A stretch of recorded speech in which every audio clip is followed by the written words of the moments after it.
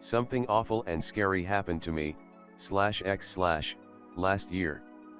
I green texted this event earlier today on /x/ in a skinwalker thread, but I lost it. It is long, but real, and it still makes me feel a little queasy. What do you think? Live in rural North Nevada. There's gold in them hills, boys. No, but really it sucks. Hanging with 3 bros, drinking at the house. Call up some friends. It's desert party time. Drive into nowhere, on a dirt road. So we can shoot targets and shit and listen to obnoxiously loud music. 30 miles of driving completely stark, barren desert. The dirt road ends at no significant location. Wow, that's weird. A bunch of other guys met us there. There are some hot ass girls too, oh lord. We set up tables and chairs, get the bumpinest car stereo going. Everyone is drinking and firing rifle into the hills. Shit is so cash. The girls hate the guns and are generally worthless. Some half-dozen weed-smoking members of our cohort nip off to smoke a blunt. Need to go to the top of tallest nearby hill to acquire best smoking spot. Get to the top. The hill overlooks a valley, and on the side opposite us. Holy shit. There is an older structure in the distance, maybe half a mile. It looks like a farmhouse. It's splorin' time, son. Gather everyone. This is going to be so awesome. It is still early evening, still light out.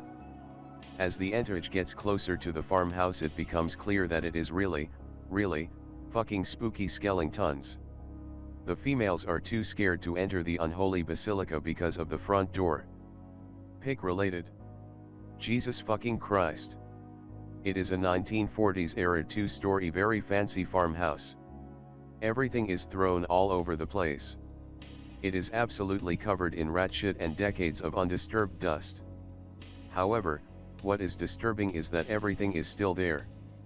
Pillows, blankets, chandeliers, books, furniture, pictures, paintings, even an old film reel projector and screen. These people were obviously very wealthy, but in 70 years, the property has been pillaged, but none of this shit was stolen, sold at auction, destroyed, retrieved by friends or relatives. The antique cars sit rusting into the ground out front with all their parts still on.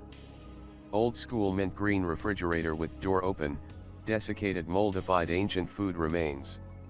No, this is not right at all. How did this happen? Start to get creeped out. Wardrobes filled with WW2 era looking clothing. I do not know the significance of the farmhouse with the story. The thing is, I felt like the farmhouse was a very bad place for reasons I did not really understand. I mean, nothing bad happened at the farmhouse. It was just a little odd.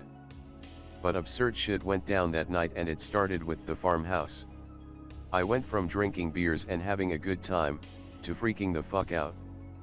The sun was starting to go down, so we needed to get back to party camp. Barbecue time, whippin' burgers and steaks up on the grill. Oh my god, that shit is delicious. My friend Dan has lived down street from me our whole lives, essentially. We have known each other since elementary school.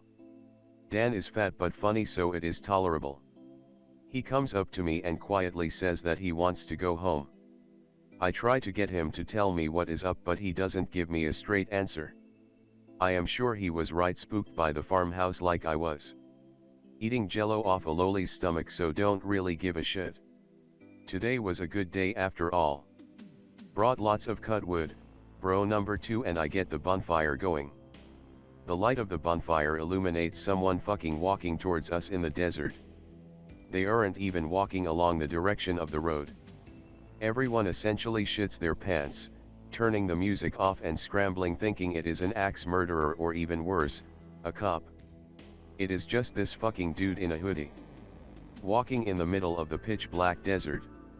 Somewhat drunk and confused, in light of the strange circumstances, we are relieved that it is just some relatively friendly guy about our age, maybe no older than 20. We tell him he scared the shit out of us and asked what he was doing out here. Hiking. Hiking. Do you know how creepy that is?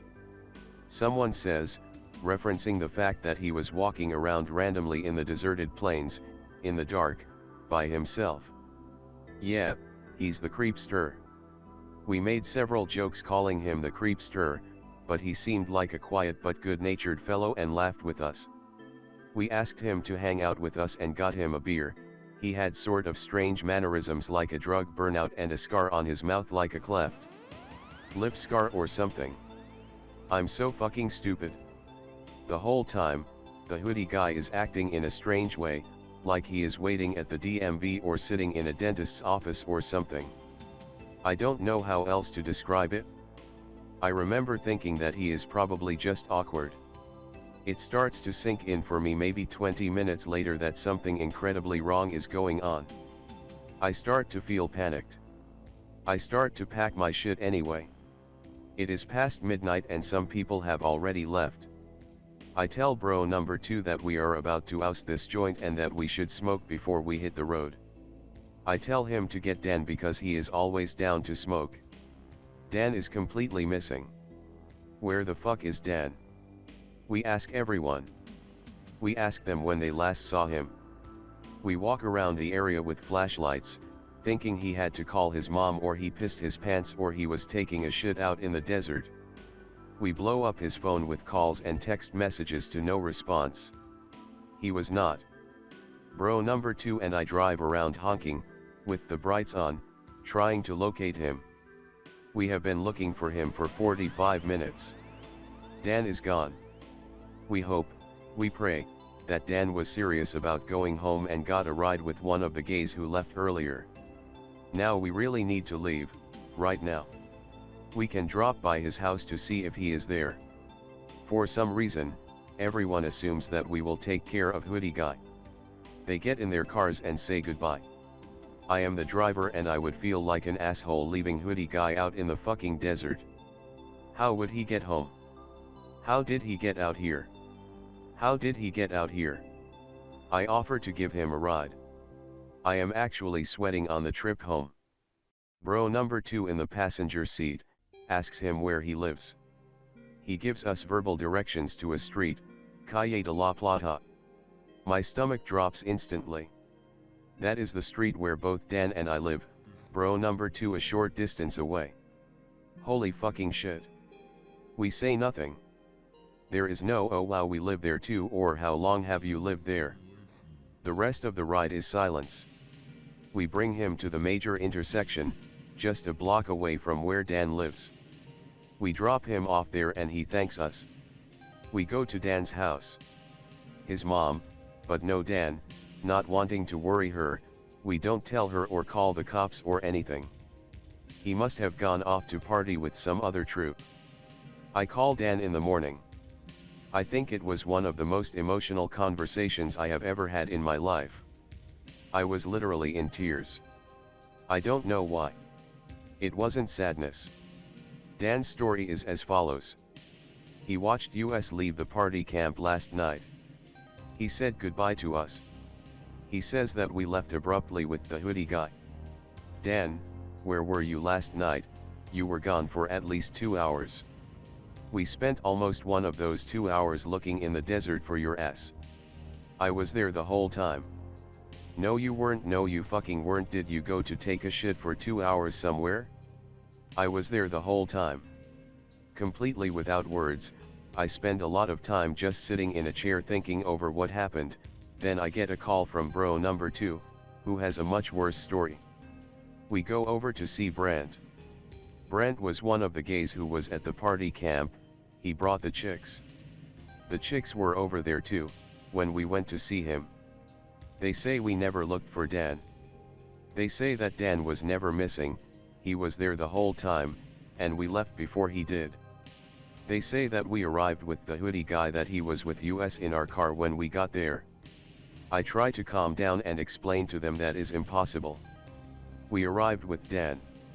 Why did you call him the creepster, then? I ask her. I don't know, he was just really quiet and had that weird scar. No, you fucking saw him walk out of the desert. He walked out of the pitch black darkness. You were fucking there. Bro number 2 and I are yelling at the top of our lungs. They don't seem to understand what we are so upset about. They keep telling us to calm down. They do not remember how strange it was that he was in the middle of the desert. He came with you. Dan does not really ever hang out with us anymore. He was always a fun guy to be around.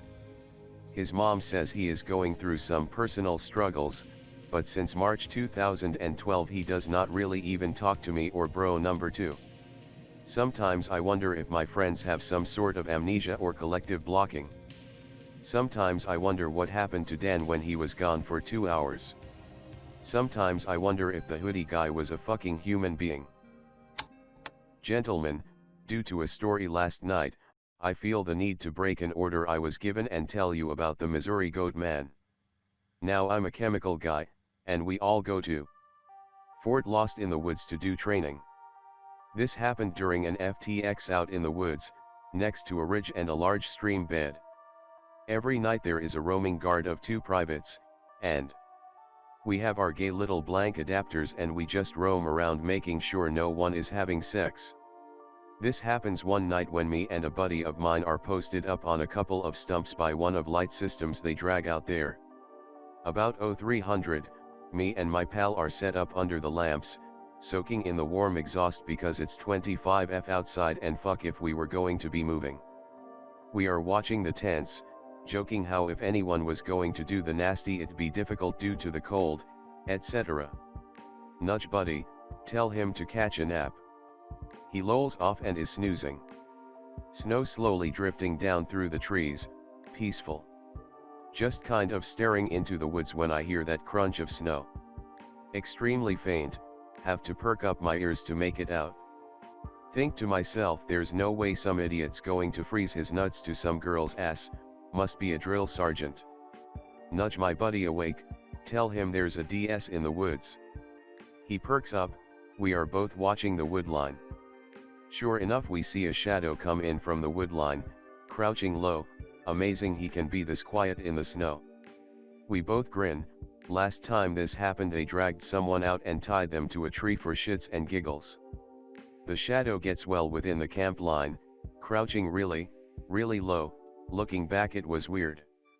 A tent rustles and the shadow instantly stands up to full height, fucking ID almost 7 feet tall, and has goddamn horns on its fucking head. Buddy and I suck in our breath and our eyes are wide, this isn't a fucking DS. The whatever it was opens a tent flap real slow, peeks inside. At this time my buddy has found the little radio we were given in case we need to contact the drill sergeants. Buddy is freaking out and trying to get them out here, which causes them to freak out and come ghosting out of the fucking shadows. They startle us and my buddy yells. We all hear a loud grunt. All our heads turn to see this goat thing dragging a goddamn private. It has a female private. It has her leg. Holy shit. It's dragging her out of the camp. Nothing really happens for what feels like hours, just this surreal fucking stare down. A female DS screams out a war cry and launches herself at a full sprint at it. Rest of the DSs pull out their pistols and charge down to try and get the private. He hops up and run down, scrambling to grab the chick and haul her away. The DSs have taken off to chase whatever it was away from the camp. As we are dragging the chick away the entire camp is up now and setting up a perimeter around the aha and chow tent. 2 areas that have constant light. Tense as fuck, everyone has their bayonets in their hands. DSs come back an hour later, looking worse for wear. Everyone loads up in the Humvees and we get the fuck out of there. Apparently the drill sergeants had chased the damn thing over a creek at which it took off into the underbrush. The female soldier was okay, whatever it was had smothered her till she passed out. Higher command was weirded but didn't seem phased and had simply made the DSs carry fully loaded M4s for the next rotations. Oh big scary goat man? Nah, don't worry about it, hey race bigger guns. Yay army. And there are tons of these stories, of people just tearing ass out of the woods in full kit blubbering and get discharged due to mental instability. I myself only have one other story, and this is from a friend of mine who went to MP training there. Friend is on the last FTX in the dead of winter. He is set up with 3 other people in a tower overlooking a huge expanse of woods. Scheduled of 4 attack happens, everyone's having fun shooting blanks, cack cack cack. Suddenly a couple of dudes come barreling out of the woods carrying a guy who has a fucking tree branch lodged in his thigh. Everything stops, everyone leaps into action and drags him onto the fob. He is screaming and crying about the dear man. SDSs instantly scramble for their M4s and get on a loudspeaker, demanding every private into their little hutches. DSS break a major rule and hand out live ammo to everyone. Everyone tense a fuck. That one dude is screaming. The dear man, he's out there, Jesus Christ protect me. The dear Ma'ayan Aoyag. And keeps screaming this until the medics arrive. Alright/x/. I don't really trust therapists, and my dad won't talk to me about it. I would have gone on ignoring this, too, if I hadn't started having the nightmares again. I need to get this off my chest, and maybe find some closure. I'm not going to green text everything, but a lot of it will be. I'm pre-typing this in Notepad, and just trying to stay cohesive. I live in the high desert of Oregon. I won't go into any more specifics, for obvious reasons. There's 3 characters to this story, me, my dad, and a friend from soccer, Nick. I'll include some pics as they become relevant of similar places in the Badlands, from Google. I don't have any original pictures of this as back then my phone was a piece of shit just for texting and calls and I wasn't into photography, so I never got a camera. Be me. 15, fall of 2012. Live in a fairly rural part of town, like to be outside, and as I'm homeschooled, Dad tries to get me into extracurricular sports. I make it onto a soccer team that's not really an official team, but it's something to do and I don't get fat, Dad is happy, etc. Make a friend, grade forward, his name is Nick. I'm not changing his name because Nick is a fucking common name and I'm bad at making new ones. There's somewhere around 80 Nick people in that town anyways. Towards the cooler season, we 3 decide to go camping. Dad's happy because it's a guy's trip, and that I have a friend. Nick is happy because he doesn't go that often. I'm happy because I love the desert. Take my family's 2 dogs, German Shepherds, and stuff for a 2-day trip. Dad has 3 guns, 2.22 pistols and a .22 rifle. The pistols are for emergency home/car defense, the rifle is for small game sometimes. They're not big guns but we've never really needed them. Head out to the Badlands. I'm not sure how many of you are familiar with the Pacific Northwest, or Oregon. It is mostly rainy, wet, green, mossy, lush, you name it. However, smack in the lower half of Oregon, there's the Badlands Wilderness. The Badlands is fucking intense. Hot as hell in the day, cold as balls at night, and it never really changes by season, just gets colder or hotter. I won't get into the dangerous desert electrical storms. It's full of brush, rock, and thousands of acres of endless sand and short scrub trees, and deadwood. It's like a graveyard, most times, because of all the bones and shit out there. I love it still, even after this, but it's a really, really harsh place to the unprepared. We have hikers die out there yearly just from weather. A decent amount of it is hiking trails, owned land, etc. But the vast majority of it is undeveloped wasteland. We camp in the wasteland. Drive to a trailhead, walk in a few miles, and then weave off. Dad and I have walked our dogs out here numerous times. We know where we are and where we're going, and there's more landmarks in the way of stones and shit. Dogs are off lead, just doing dog things. Nick, Dad, and I all talking, generally just being dudes, etc. Make it a good 5 or 6 miles off the trail before dark. It's a bit dusky, beautiful sunset, all that shit. Set up in between some rocks. I would have pictures, but this was years and years ago, they've been since lost and my phone was dogshit at that time anyways. No fire because law-abiding citizens, got some cook stoves and shit though, pop it up outside the tent, roast some hot dogs and BS like that over the tiny ass flame. It's absurd but fun and we're all enjoying it. Dogs get a bit weird as the evening goes on. These are not couch potato ass dogs. One of them was a Schutz Hunt competitor, Reed, trained guard / sport dog, the other was an adopted adult that was generally just a good boy. Commence enjoyment anyways, dogs eventually settle down, but on alert, low growls, we figure they're just new to this particular area, or maybe there's a scavenger animal. The night passes without any issue, get up next morning, eat some shitty camp breakfast that we all love because we're outdoors. Dad takes a nap, keeps the .22 pistols but gives Nick and I the .22 rifle. I'm responsible enough to handle it and Nick's not a total retard. Maybe we plink some rabbits or some shit, we think, but really we're just taking pot shots at dead trees and rock formations like retards, squeezing off shots and playing around with the scope. Neither of us are a bad shot, and we're just out exploring and being 15 and 16-year-olds, basically. We have compasses and packs and like I said neither of us are full potato. I'll cut the green text for a bit more of a description for this place. It's about a mile north of the broken rock formation where we were camped, across some flat nothingness. It's a small grove-esque clusterfuck of rock chunks and dead trees, maybe a living juniper or two. Not big, not thick, more spread out than lush. Enough cluster to be shady and notably a bit of an oasis from the waste. Nick and I have no fucking idea what's in there if anything. Could be some coyotes, man, hardcore as hell. We Rambo our asses up there, crouching like it's Skyrim, slowly creeping in. I've got the rifle drawn and a round chambered.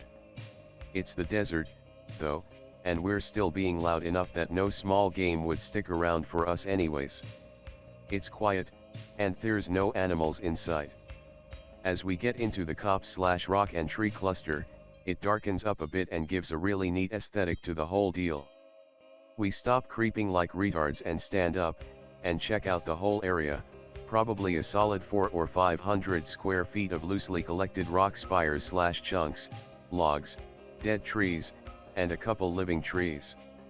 Some of the logs and branches fell against a bent tree and some stone like a little natural hut/thicket/whatever. There's a bunch of bones and collected detritus inside, nothing artificial, but there's some stiff, long dead and dried animal hide scraps. The sand is dark, just general appearances of being a den of sorts. Nick's interested and I'm not too fazed as this isn't my first time outdoors nor in the Badlands. You get piles of animal bones pretty often if you're looking several miles out. Coyotes just gnaw the fuck out anything dead and leave them in piles. Den smells like a fucking garbage heap mixed with sulfur, absolutely atrocious. We tfo from that noise after the smell hits us. Continue to inspect the grove and from now on in the story I'm calling it the grove. There's a climbable tree, technically most of them are but this one's the most sturdy looking. The problem with Badlands trees is that they're incredibly fragile and breakable, given that even when they're alive, they're very dry. Finding one that my ass can get up without snapping is difficult, as my height and weight are not compatible for these types of things. Prop myself up about 12 feet or so, take a look with the scope, pretty cool. Drop down, Nick's back to looking at the den. We should come back later and see if its owner is home. Technically even if this owner was home, it wouldn't have been legal to kill it unless this was Monty Python's Death Rabbit, as we didn't have any tags or licenses for coyote or otherwise. Still think it'd be cool to snag a look at something in its home. Nick's never seen this and though I've seen, and shot, many coyotes, I've never seen one at home. We agree to do so, but with the dogs just in case. Coyotes are cowards but this might be a group hideout and we don't want to get nipped before we gun them down for self-defense if necessary. Continue fucking around the rest of the day, go back to find that Dad has walked the dogs and come back, small cook stove fire going. The minute we walk into the camp though, the dogs get very, very upset with us. They sniff us gingerly, and then back away, growling, doing that leaning head tilt like they don't understand. Don't let us near them for a while, they always keep a few feet away and then return to being alert. We tell Dad what we found about a mile up and he tells us about his walk. He agrees to come with us and bring the dogs, if only because he wants to see it too. Evening again, not quite dusk, I'm watching a rabbit fuck around in the distance with the scope, before I get bored and look around in the distance with it. It's absolutely beautiful, the dark stone and brown sand contrasting with the bleached gray trees, the purple sunset, the white thing. Nigga what? Swing the scope back to the white thing, which was previously perched, to my knowledge, on one of the stones in the distance. It's gone now, but I would have bet money on it. Pausing green text again for this preliminary description. I didn't really see it too well the first time, on the rock, but it was crouched, either quadrupedal and standing or bipedal and sitting with its arms and hands on the ground. It wasn't especially big at first, but that may have been the distance. Bleached white like a bone, not really much detail at the range I was in. Continue observing for the white thing, maybe it's a pale coyote or something else, but don't catch a glimpse of it. Based on where I saw it, it was maybe directly or slightly off kilter to our west. Ask Dad if coyotes can be albino. Basically get a response of yes you fucking retard aren't you in school. Shrug. Call it an albino coyote and forget about it. Fast forward through some idiot shenanigans and conversation to true dark. Laying in tent, dogs inside with us. Can't. Also pick related, it's close to the grove, just add more trees. Suddenly the younger one goes berserk, a few seconds before the other one joins in. Making jerks between sides of the tent, which is relatively large to service 3 men and 2 dogs, just pacing around it, growling, barking, hackles up, they look like monsters. I've never seen these dogs quite like this, it's full on defensive/offensive posture. Genuinely thought they were going to attack us for a few seconds, before I got awake enough. Smell of garbage and sulfur is back, though faint. Dad wakes up, Nick and I can smell it but he doesn't seem to be bothered, and we don't mention it and neither does he might have smelled it but who knows, I don't think he did at that point. Steps outside the tent, dogs run out in front of him the very millisecond the door unzips, and begin pacing the length of the tent and our little camp area. Dad puts their leashes on and says well we may as well go now. Didn't get as much of a nap as I wanted but it's about midnight. Fucking Dad and his fucking naps. The dogs are still on defend and destroy, red alert 9000 or some shit, looking around erratically, constantly pulling against the leashes. Finally my dad snaps at them to heel and shut up and they do so, albeit still grunting and growling. We all piss into the desert sands like men, and one of the dogs loosens his lizard too. Grab the headlamps and 2 flashlights and we're off, Dad carrying a .22 pistol, Nick holding the other one. Nick moment, holy shit. This is so cool. Nick's parents never gave him guns, in hindsight it was probably autistic to give him one but he's not a retarded guy and it's a fucking .22. I, of course, proudly bear the .22 rifle. We head north, it's a pretty simple walk back to the grove, dogs are still not pleased by this venture. Breaking green text to talk about my dogs a bit more, and my dad, myself, and Nick, physically. Max was slightly smaller of the two, and a few years older. He wasn't as quick on the draw, ever, but was still a very sturdy and reliable animal. He made you feel safe, but was generally more high-strung. Beaver was the larger and younger of the two, laid back, but was trained from puppyhood to be a god among animals. I'm about 5 feet 9 inches, was back then, too, and Nick was around 6. We were both fit from soccer. Dad's about 5 feet 11 inches and didn't age the best, but was still muscular. Everyone gets a potbelly. Max seems the most irritated, constantly breaking focus to bark once or twice before hushing on his own, and Beaver is a silent asshole, minding the leash but on tenterhooks of aggravation. We get to the grove and the garbage/burn smell is about 3 times as bad as when we were there the first time. The dogs straight up refuse to go in. Like, they actually refuse, they dig their heels in and Max begins growling and staring, before lurching back and forth as if unsure if he wants to bum rush the grove or stay put.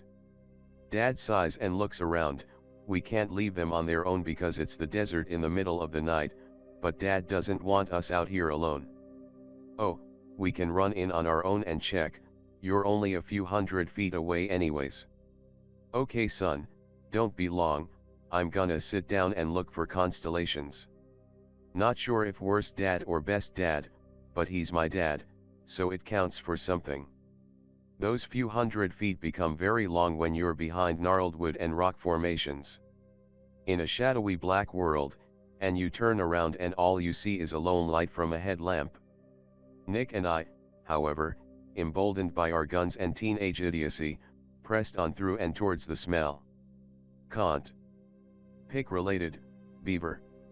This time we really did make an effort to be quiet, almost crawling in the dark, our lights all off except one flashlight, which he held having only a one-handed gun. Behind the beginnings of the grove, however, that teenage strength began to fail me just a little. The putrid smell, the eerie darkness, and the lack of Dad made me somewhat unnerved. By our low light we estimated we were maybe 20 feet away from the area of the den. We were correct.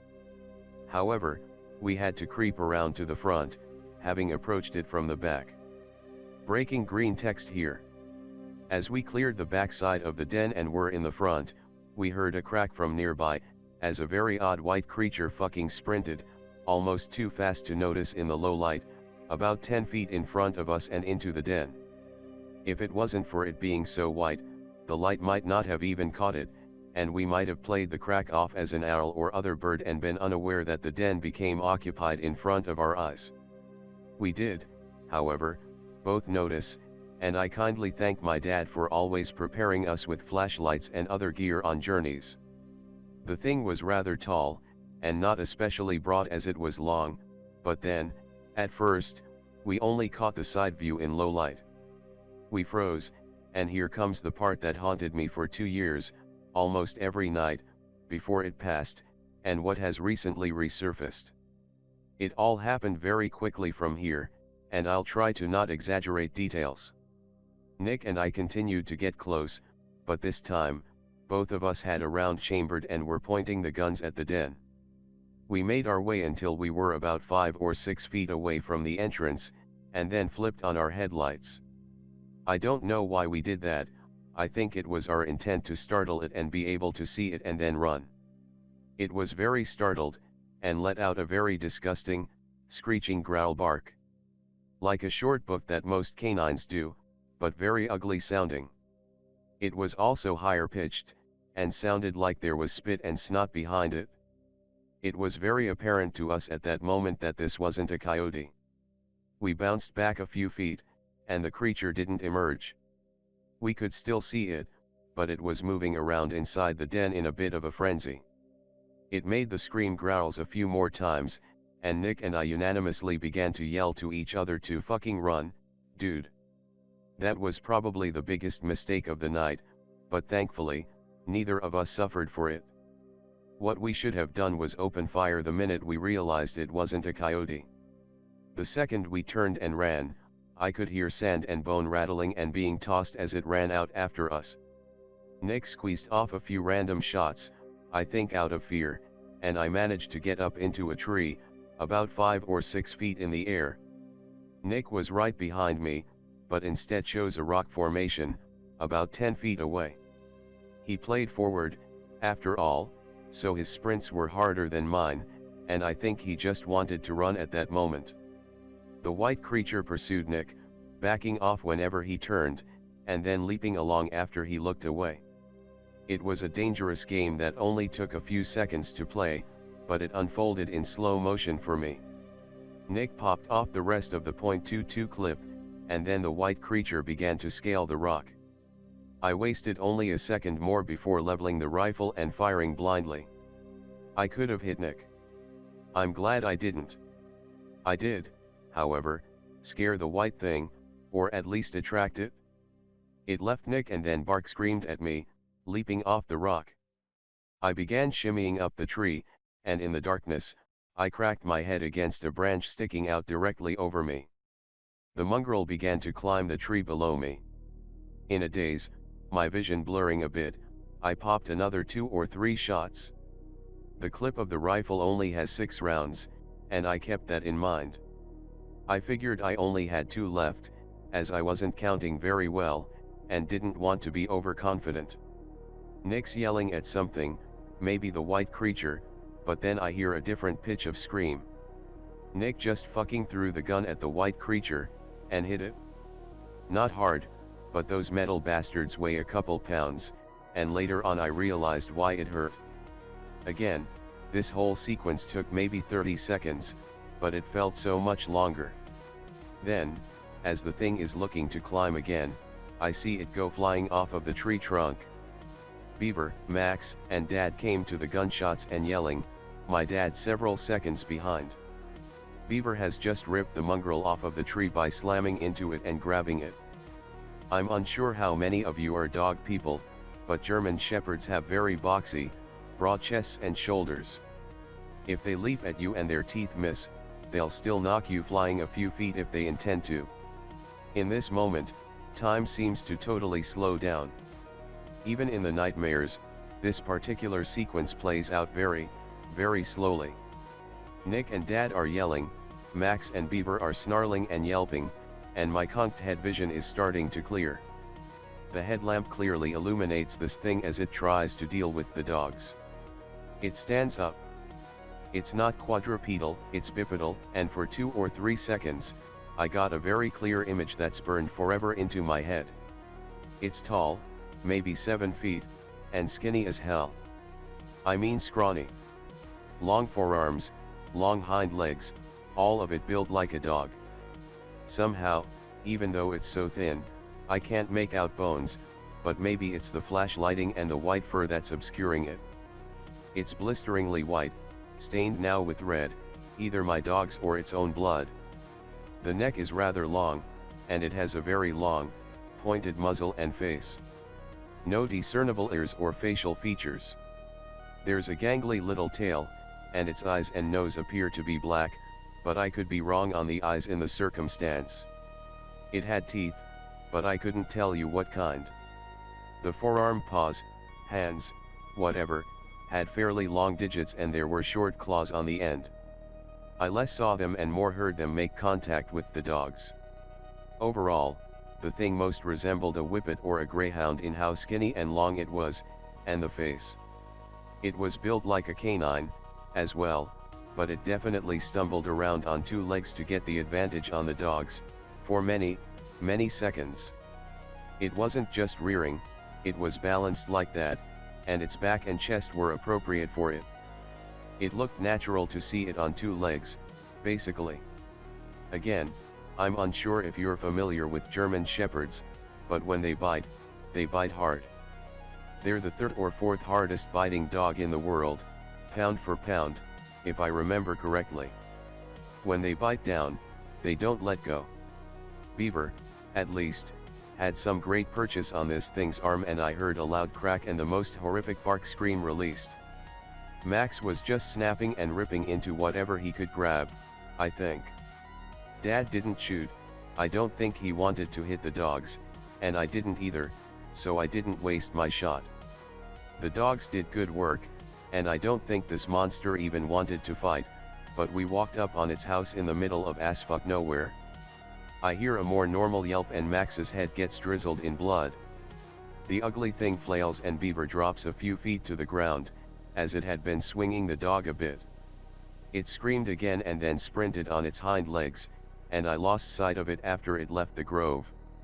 This is where the nightmares ended, at least. Max's ear had a hole in it, towards the middle, and had likely been bitten. It bled a lot but was minor, and he's had far worse. Beaver was unscathed. Thankfully, overall, none of us were really hurt.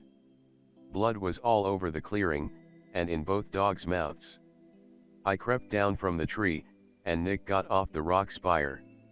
I landed on the .22 handgun, where it had been thrown and knocked into the mongrel. Picked it up, shoved it in my pocket, and ran to my dad, too scared to cry. Nick was shell-shocked, as well. The dogs gave pursuit, but my dad called them back. None of us said anything, really. We walked back to the campsite. I don't remember ever putting the rifle down, and Dad still had a fully loaded gun. The dogs were still aggravated, but seemed quieter, as if they believed the fight was over. We all stayed awake, sitting outside of the tent, my dad and I clutching guns, Nick just staring. Come dawn, we packed up and marched out, still not talking about it. When we got back into town, my dad looked at us in the back seat and said it was some kind of diseased coyote, and to not worry about it. We nodded, not really knowing anything else to say. None of us believed it. It was a short encounter, relatively, but we were all scared out of our minds, because that tall-ass white faggot wasn't a damn coyote. Nick and I neglected to really keep in touch once soccer season ended, and by then I had gotten a job, so I didn't sign up again. I tried to bring it up to Dad once, but he just shook his head and told me to stop thinking about it.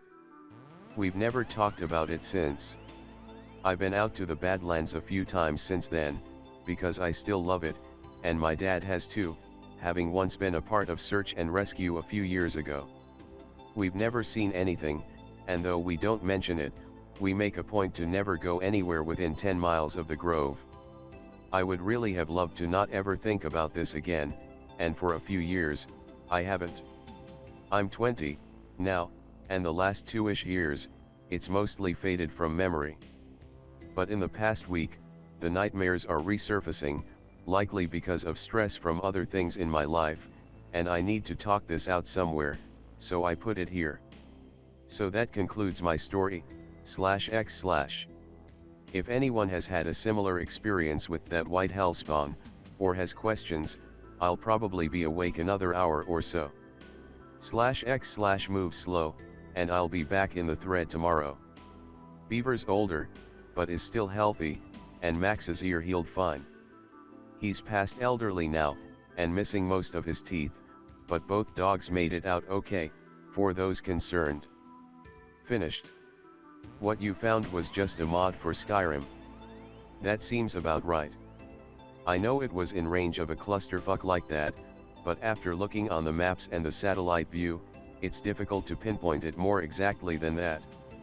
It's probably fairly accurate. I'd have to get out there to be more exact, and bear in mind it's been a long time since I've been out near the grove.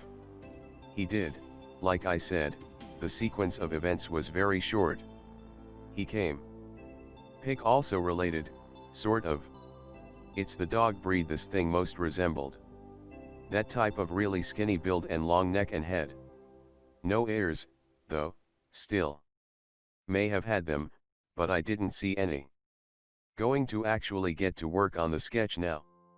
Someone can work with this, right? Anyone.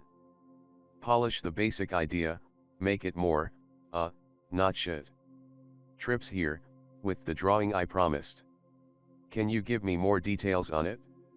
Which of the hands is right, a better pose, too canine or too human? Skinny enough? I'll do a better sketch in a better pose, but I'll need more info, and to be out of class, to do that. Fuck, man.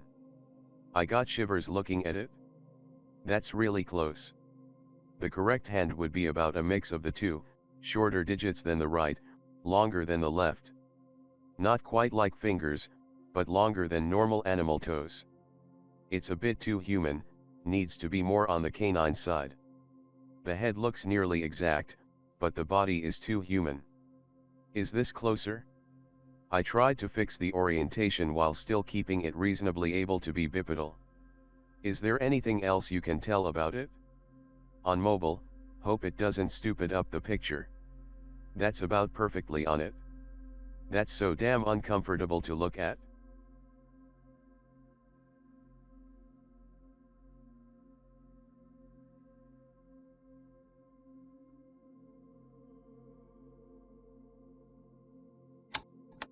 Okay, here's the other story I promised to post. If you read all of these you'll notice a pattern of stench and other things. It was the last summer that we all had together. We being me and my small group of friends from high school. There was me, my boyfriend, and 4 of our mutual friends. So things don't get confusing, I'm going to call my boyfriend Lee. My 4 friends can be Ally, Harris, Landon, and Kathy. It was originally me and my boyfriend's plan, just the 2 of us going up to his parents' summer house in a nice rural area. Our friends got wind of it, and we decided to let them in on the fun so we could all do one more fun thing together before we all went to different universities. The summer home was really pretty, very rustic. It had big, open windows lining all the walls, so during the day turning on lights wasn't necessary. There were no electronics, but entertainment wasn't an issue because there was a lake not far from the place and we had each other. We made sure everyone had a few days free from work and whatnot, and we took off, packing up our big comfy pillows and blankets, stuff for s'mores, hot dogs, and a hatchet for firewood. We took Harris's rig up, a clunker of a van, because it had the most room. It had rained the day before and the dirt driveway leading to the summer home was all muddy and shit, so we decided to just leave the car and carry our stuff up to the house. Once we got inside, we pretty much just dumped all our stuff on the floor of the living room. We wanted to get down to the lake while the water was still warm, the sun was going to set soon and we wanted as much time in the lake as possible. There wasn't a lot of people there, just 2 old guys with their kids fishing out in a boat. Everyone was in the water at one point except for Harris and Landon, who were just chilling on the dock. We are all just having fun fighting over an inflatable raft when Landon yelled, "Hey, there's someone in the woods." I propped myself up on the raft and saw what appeared to be a half-naked dude standing in the woods a little ways away from us. I can't really remember facial features, but I do remember his eyes. They were very dark and glittering, they kind of reminded me of a fox or something. From what I remember he was tanned and had black hair, he was obviously Aboriginal. Most of all though, I remember his eyes. They seemed to shine, kind of like those pictures you see of animals and their eyes glow from the camera flash. I assumed he was a swimmer, maybe with the old guys who were there early. I yelled at him and asked if he wanted to join us, but he just stood there stiffly, didn't move. It would almost be like he didn't even notice us if it wasn't for the fact we was staring right at us. I remember Lee yelled at him if he was okay, but he still didn't answer. Harris is a big guy, a big irritable guy. He shouted at the guy to stop standing in the fucking woods like a pervert. The guy still didn't react, just stood there with only beige shorts on. Lee thought maybe he was on drugs or something. He got really uncomfortable and suggested we leave. I agreed fully, the guy was really creeping us all out. We clambered out of the lake, wrapped ourselves up in towels, and headed on our way. The trail back the summer house was uphill, and gave us a good vantage point on the guy. He was still standing down by the lake, still stiff and awkward looking, except his head was turned as far as it could be to the side watching us. Landon is skittish as all hell and started cursing and telling us to go faster. Harris said he was probably just retarded or something and if he attacked we could take him. We all went inside the summer house, under the guise of wanting to organize our stuff we dumped on the floor, but I think we just didn't want to go outside while that guy was still poking around. We do all we can do inside, and it's starting to get dark out. Ally volunteers to go outside with Landon to go dig a fire pit, and Harris tags along. Lee says he's going to go out in the woods to get some dead branches and stuff with his hatchet and I go with him. Kathy said she'll look for kindling, but I think she was still kind of freaked out. Anyway, me and Lee are out in the woods. He's getting some firewood and sticks to roast food on. I'm stuck carrying the wood since he's the one cutting. The mosquitoes are eating us alive, and all I hear is buzzing. But the buzzing keeps getting louder and louder and louder, until it feels like my skull is vibrating, I can't see and my teeth are chattering. Eventually it gets so bad that I drop the firewood and swat around my head, but that does nothing, so I just put my hands over my ears, but it feels like my hands are shaking too. It's then I notice I lost sight of Lee. I shout out to him, and as soon as the shout leaves my lips, I'm overcome with a violent stench. I can't even begin to describe it, it was so rancid and foul. Imagine if someone found decaying roadkill and decided to leave it in barrel for a week with some feces. Now, imagine them holding your face to the barrel and opening it, and you might get an idea of the smell. I put my hands over my nose, it took all my willpower to not hurl. I start heading back to the house when I catch someone out of the corner of my eye. It's Lee. I feel really relieved to see him and start to walk towards him, about to make a joke about how he tried to ditch but he doesn't really react. He just stands stiffly without any real emotion in his face. His face is slack, like he's forgotten how to smile or make any emotion for that matter.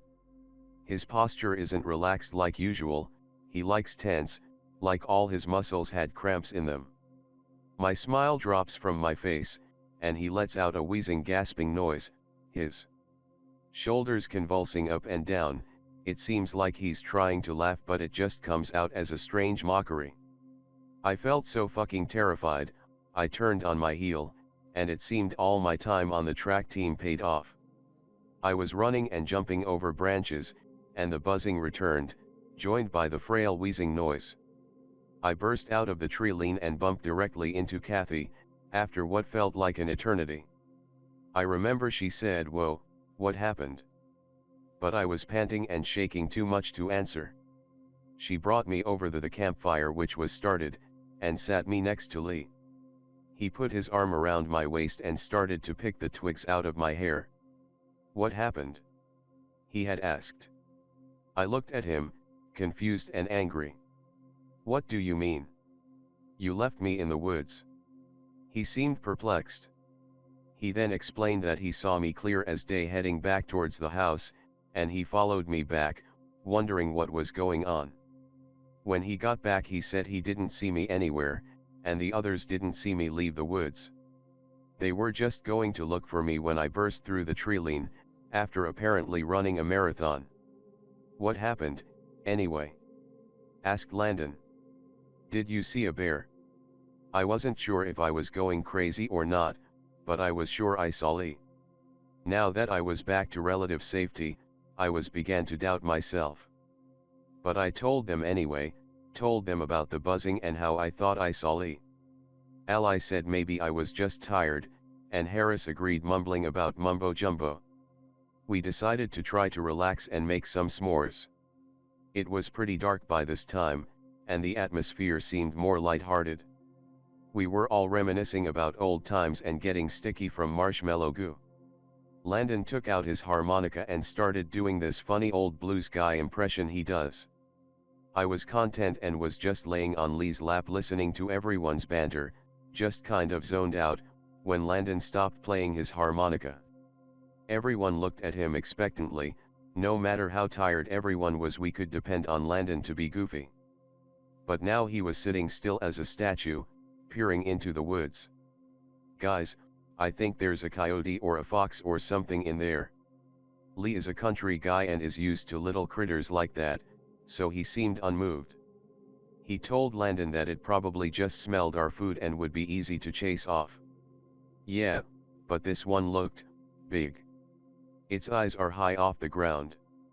I think."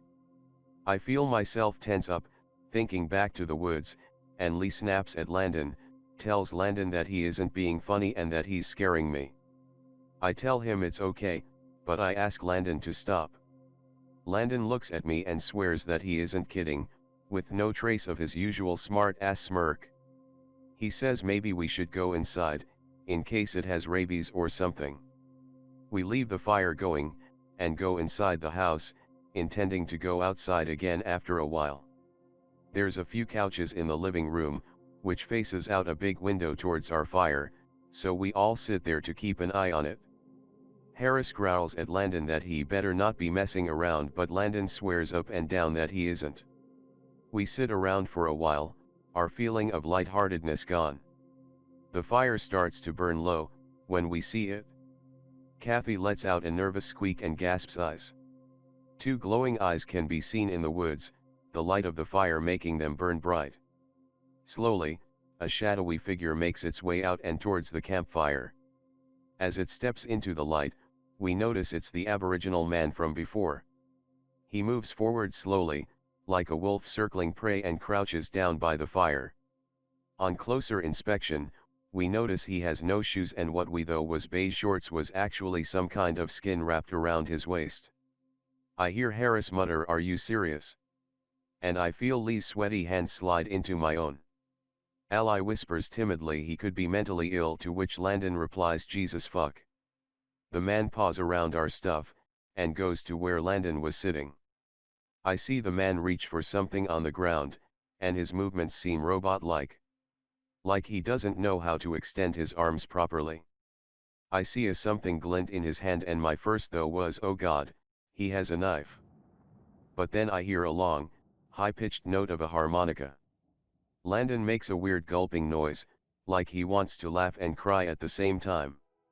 The man blows into the harmonica again, holding the same high-pitched note for about 20 or so seconds. He makes a few more circles around the campfire, his dark eyes still glowing. He stops for a moment and looks into the window. He stands there for a good 5 seconds before heading back to the woods.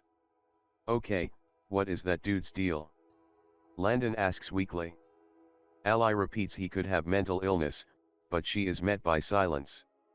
Kathy looks extra nervous, she has her knees pulled up to her chin and she's shivering. I ask her if she's okay. She starts to rub her eyes and her cheeks turn pink, like they always do when she's about to cry. I'm sorry, you guys. I'm sorry. I should have mentioned it earlier. I saw that guy earlier when we were walking up the driveway, but I didn't mention it, I didn't know, and she breaks off into tears repeating her mantra of I didn't know.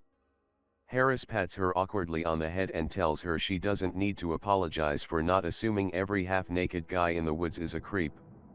She shakes her head viciously and she begins to ramble on about old Navajo legends and beliefs. She tells us how she's scared and thinking of how her mother would tell her old stories of Yinaldlushi. Ally told her to be quiet and that she was only scaring herself. Lee goes through his bag and gives her his bottle of water. He covers her with a feathery blanket and tells her that she's okay. The fire is nearly burned out, and we decide we won't be going out to it anymore that night. Harris and Lee go outside to grab our flashlights and things we left out in our hurry to get indoors without incident, unless you count a light drizzle an incident. It's not all bad, at least with the rain we don't need to worry about catching the whole place on fire, Ally remarks. We pull the cushions of the couches, which apparently double as beds. I'm in one bed with Lee beside me, and Landon on the other side of him. Ally, Kathy, and Harris are in the other bed, and Ally and Harris seem to have made a protective barrier around Kathy. The sleeping arrangements are more cramped than what we intended, but we didn't want to separate. I guess I fell asleep at some point, because a loud clap of thunder woke me up. It was raining pretty hard now, the rain was coming down sideways like a thick sheet. Hey, is anyone awake? I whisper but no one replies. There's a flash of thunder and I can make out Ally, Kathy, and Harris's sleeping forms. Lee has his arms around me, and I pull the blanket up over his shoulders and snuggle in closer. Another flash of lighting. And I see it. Those two, green-yellow orbs lit up in the darkness, standing right at the huge, ground-level window. The house goes dark again, but the light of those orbs are burned into my retinas, and it seems everywhere I look for a couple seconds, the orbs are there. Another flash of lightning, and I see the man walking along the side of the window. It goes dark again, then bright, and now he's outside the window at my feet. I nudge Lee awake, and tell him not to move. That the man is circling the house. He shushes me and kisses my ear, and the lighting flashes again. The man has made a full circle and is to my left again. I think he's trying to get a rise out of us, Lee whispers. I ask him what we should do. Stay still, I guess. If he gets in, I have my buck knife under the pillow. Landon shifts beside us groggy, and moans, "Keep it down, lovebirds, I'm trying to sleep." I tell Landon he's an idiot and that the man is outside, and he groans. Landon and Lee have their eyes shut, I think. Mine are open to slits, and the room lights up again. That's when I notice it. The fucker is inside. I guess Landon didn't have his eyes shut, because we scream at the same time. Lee sits up, holding his buck knife. "Listen, we don't want trouble. Just leave us alone, don't make me do anything crazy." The man is moving slowly forward, eyes glittering in the darkness, Lee staying still, unable to see in the darkness. The man opens and closes his mouth a couple times in a choking growl, says, "Trouble. Trouble." His voice doesn't sound right, it gives me a sick, sinking feeling inside. It sounds like a scratchy record, maybe like a parrot or something. The room lights up again, and the man is nowhere to be seen. Harris and the others are sitting up now. Bewildered, Lee is on his feet pulling on a shirt. "The fucker's in here." He brandishes his knife around. "We need to leave." My eyes are starting to adjust, and I see the shape of Ally tilt her head. It's dark as shit and piss pouring rain. Harris is on his feet now, reaching around in the darkness for a flashlight.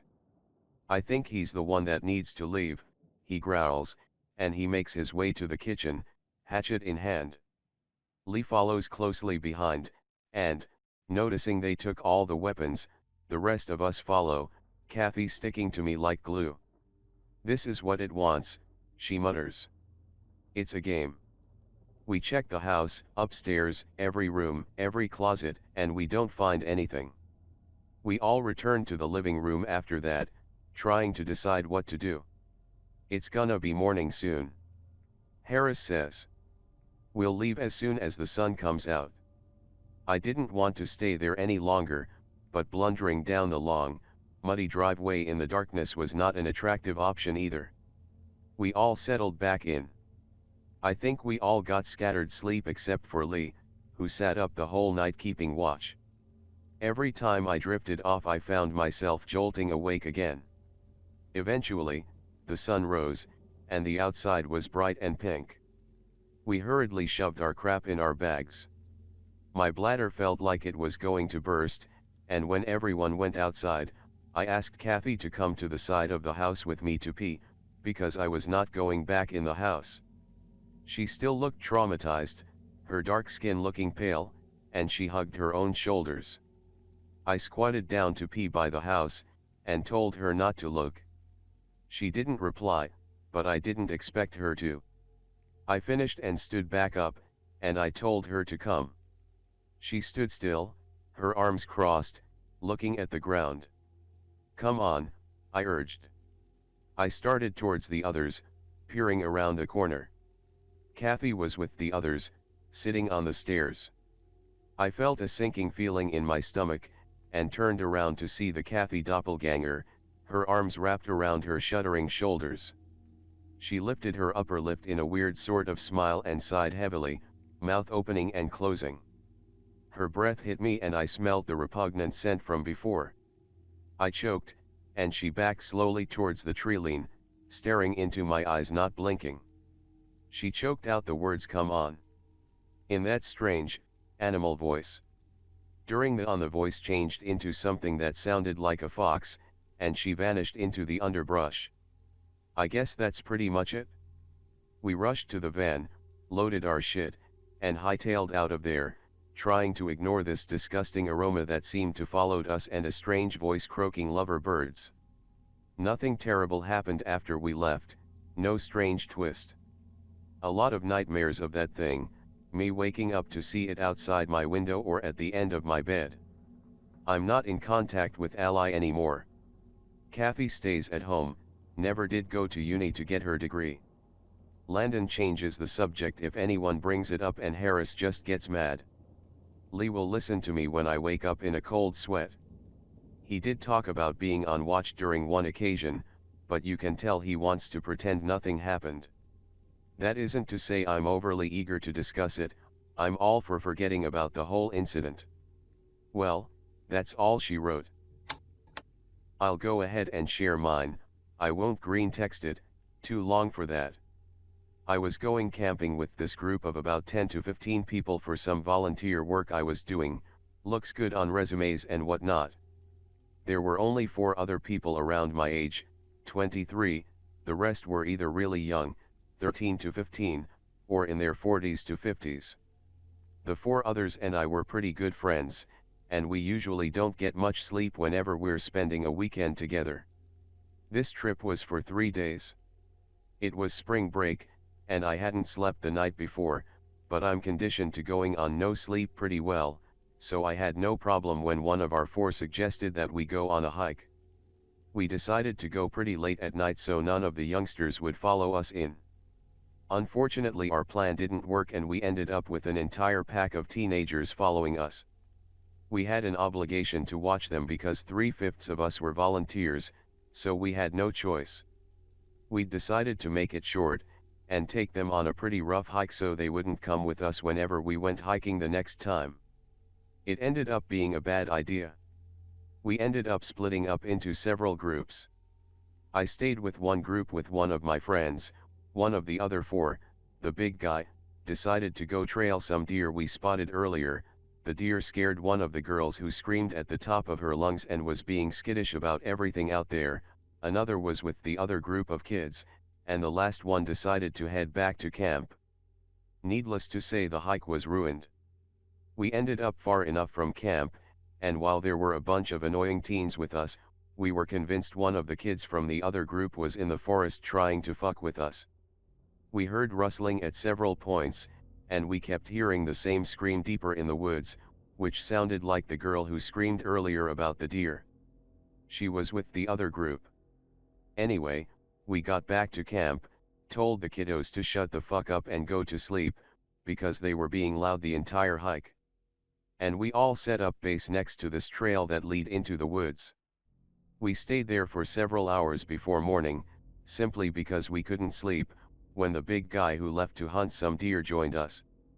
Later on I was discussing with him how the deer seemed abnormally large, and he just turned to me with a serious look on his face and said those weren't deer. I got almost right next to one, all I could see were its eyes, and it wasn't moving. It was almost as big as me.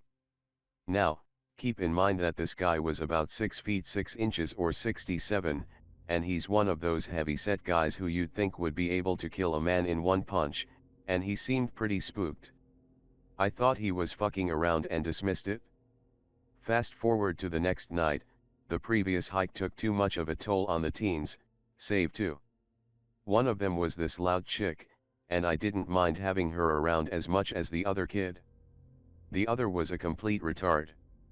He was loud, annoying, and had a sense of humor equivalent to that unfunny eel meme. He tried making jokes all the time. There was never a moment of silence from this kid. This time only the big guy, 2 of our 5-man group, and 2 teens went with us. We decided to go see some sights this time. Apparently when a few of them had gone camping before, they found this secret room next to this old fort-type building. While we were headed to that room the retarded kid got separated from us, he just wandered off with his flashlight. We ended up finding him and he got scolded for being stupid and wandering off at 1 a.m. when he didn't know the area. Instead of being a whiny bitch like he usually would, he was completely silent, and he seemed kind of like he was in a daze. At this point we hadn't slept for 2 days. For me it was 3, so I chalked it up to him being tired and not being able to handle the hike.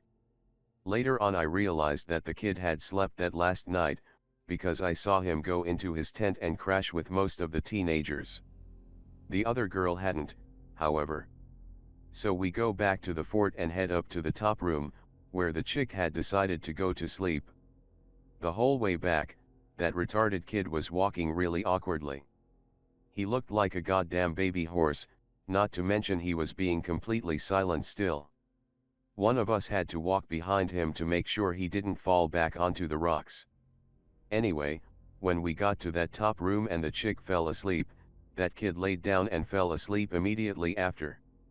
We didn't care that much, they're about 13 and 14, they couldn't handle it, we guessed. The rest of us entertained ourselves by making fucking shadow puppets for 2 hours. At the end of that, we were all kind of dozing off, and we were all so sleep deprived we couldn't smell cigarette smoke anymore.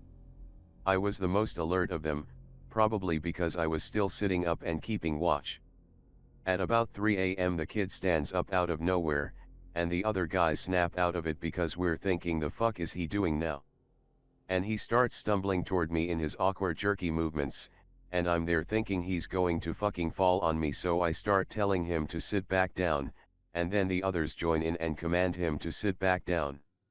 At this point he starts twitching backwards, and there's a ledge not too far behind him, so we're yelling at him to sit the fuck back down now because we think he's going to fall off. The big guy is about to stand up and so am I, so this kid doesn't die. Then the kid starts sounding like he's trying to talk, and I have no idea what he's trying to say, his voice doesn't sound normal at all, and he collapses back down and goes back to sleep. We brush it off because we're tired and we decide it's time to go back to camp. So we wake up the chick, and say it's time to go. As we try to wake the kid up he won't budge. My first thought is he's dead, Jim, but the big tries picking him up and he ends up standing up on his own, but he still isn't moving correctly, so the big guy has to pretty much carry the fucker back down, along with his bag, into the truck we all came in, which wasn't too far.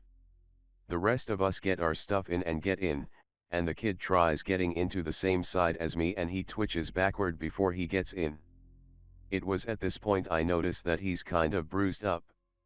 Not really on his head much, just on his arms. He didn't have those bruises the night before. He's still being quiet and shit, so I check his forehead to make sure he's not dying or anything and he doesn't have a fever, plus I know he didn't do any drugs because the program we were volunteering for is one of those churchy drug-free programs, so I have no idea what the fuck is wrong with him. When we get back to camp he gets out, leaves his bag and his flashlight, which was weird because he was being pissy about anyone touching either of them when we began our hike. He goes off toward the edge of the campsite, and his tent wasn't over there, but we don't care at this point because we think he's probably just taking a piss or something, and when we're at the site, he's not our responsibility anymore. Everyone else goes to sleep immediately but me and the big guy stay awake for a bit and discuss what happened with the retarded kid.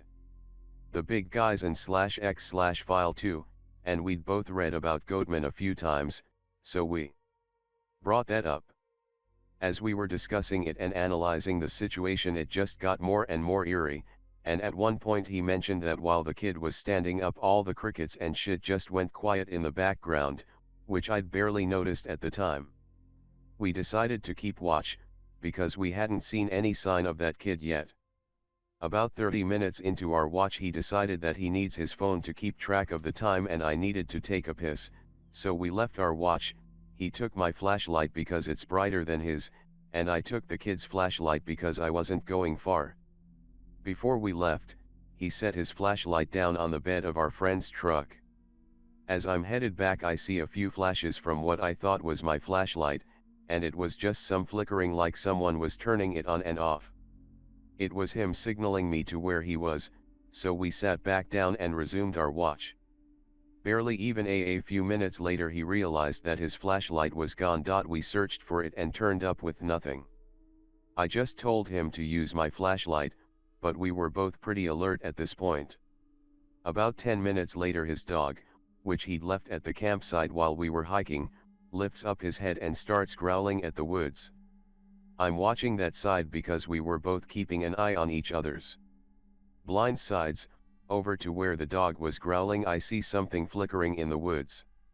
These woods are about 40 to 50 feet from our current location, so I let him know. Now we're both just watching this flickering in the woods and we realize that it looks like his flashlight, and it's flashing on and off like it was signaling. I then realized that the forest was quiet again, the crickets had stopped chirping and everything. We just sit there and watch it because fuck investigating, and it stops about 15 minutes later. A while after that he decides he needs to get some sleep because he'll be driving back the next day, and I say alright, I'll stay up and patrol the site, so I do. It's cold as fuck out there and I'm armed with nothing but a flashlight and axe. It was about 4:50 a.m. Luckily, nothing else happened that night. The next day we see the retard kid again, and I had no idea where he came from. He didn't come out of his tent, and the last time I'd seen him he was headed toward the woods. Someone told him to get in the car, and he just went in and sat there while some other people packed up his stuff. No one else seemed to notice his weird speaking because everyone was busy packing their stuff and loading it up. When we got back I headed home immediately to shower and get some sleep. The next time I went back to that place I volunteer for, the kid wasn't there. He was always there. This happened over a week ago and I still haven't heard anything about the kid, nor have I seen him. So my parents used to be big outdoor buffs. My father is an ex-champion hobby boat racer and my mom was an Alabama-raised country girl, so they always wanted to camp and go sailing and fishing and shit when I was little. They went on a trip with some friends of theirs when I was about 10, read as 16 years ago, and since then they refused to go camping anymore. Ever. My dad told me the story sometime after I had turned 18. It still makes me wonder, considering the following. My parents moved a lot and only had one set of friends they really kept in touch with all the times. Danny and Lisa. Danny and Lisa weren't outdoor nuts like my parents were, but they were friends and it's fun to camp with your friends, right? So they all planned like 5-day trip to a lake south of where we lived, with a creek that was on Danny's father's property, so they could camp on the property and fish all they wanted, then go to the lake with ease. They all left and everything from now on is from my father's account. He told me this once, and only once, and got drunk after he told me, which is extremely uncharacteristic of him anymore. The first 2 days were normal, just camping, drinking, sharing stories while fishing and boating and water skiing heaven. It was just young adults/parents having fun. The second night all night everyone kept hearing weird yelps and barks, like 2 dogs were in a fight, but were both just hurt and yelping the whole time. They figured coyotes and slept. The next day they continued on their adventures. That night, they kept hearing those noises, but they were extremely close to the camp, so my father and Danny went out to go see if they could scare them off, while my mom and Lisa stayed behind scared out of their minds hiding in a tent, probably reading the Bible or something. Anyways, my dad and Danny went out to look for these fighting coyotes searching by following the sound. My dad had a shotgun and Danny a machete. They were hoping to scare the coyotes, or whatever they were with a gunshot. They got to a clearing and could hear the noise extremely loud, but it seemed to be from multiple directions, as if the sounds were distant from each other. Now, my dad is a bit of a cook, swears he saw Bigfoot at 14, but this is different. He just told Danny to go back. No questions, no explanation, just Danny, we need to go back. So they did, but the sounds didn't fade away this time. Danny nervously asked my dad what was going on, but my dad wouldn't tell him, he just kept shushing him. Danny is a bit of a goofball, hence why I always liked my Uncle Danny, so he thought my dad was getting him back for a prank. He kept nudging my dad and trying to get him to say gotcha. But my dad never untensed. Finally they got close to the creek, a ways up from the camp, and my dad told Danny to run. Fast. Sprint. Then my dad took off, no remorse. Danny apparently followed, but tripped and called for my dad, but my dad, who tears up and sputters a bit at this part, also uncharacteristic of him, refused to go back for him, even though Danny started calling for help. Danny was yelling that his leg was broken, it hurt, etc., but my dad just kept running. Then, my dad, my mom, and Lisa all say they heard what sounded like a really fucking loud cougar growl. Imagine two lionesses going at it, amplified by 70 Marshall full stacks. That's how loud they said it was. It made my dad's ears ring. After that, Danny stopped screaming for help. My dad got back to camp and the ladies asked what the fuck was going on, but my dad just said something was out there. My mom, being the practical woman she is, says, well, no shit, what was it? My dad wouldn't answer. Lisa is freaking out asking where Danny is, but my dad just keeps saying he'll be here in a second. A few hours pass by, and the ladies are extremely worried about Danny, while my dad apparently would cringe when they said something. Finally, from the opposite side my dad arrived from, came Danny, walking just fine up to the camp, wordlessly. My dad cocked his rifle, but waved it away as survival readiness, something my mom says she won't forget, because that's what tipped her off that something was wrong. Danny first walked up and nudges his way next to my mother, but after the weird looks and the death glare from my father, moved closer to Lisa, who had been nagging him for about 10 minutes, but he would either grunt yes or no, or would just stare into the fire. My dad finally asked Danny what happened to his leg, and Danny looked up confused almost. My dad told him, I thought you said it was broken. Danny looked at him and replied, broken. Then, as if on cue, started yelling, Steve, ow my leg, I think it's broken. I noped writing that part. I can just imagine it all too fucking well. The ladies grabbed medkits and first aid and water and were rationalizing it as him going into shock, but upon getting his pants off, with much difficulty as he refused to help them, and actually would make it harder for them to remove them, there was no obvious break, no blood, just bruises all up and down his side. Lisa kept asking him what happened, but he would grunt and wave her hands away from the bruises. My dad said, he's fine, let's just sleep. My mom gave him the are you fucking kidding me look and he gave her the do it woman look, that's right, old school and still working as fuck, and so she complied as he never does that, and they went to their tent. They say they heard Lisa nagging and one-sided arguing with Danny because he would never reply when she would ask him questions, which I just think is a genius wife enraging tactic, and so she finally yelled she's going to pee.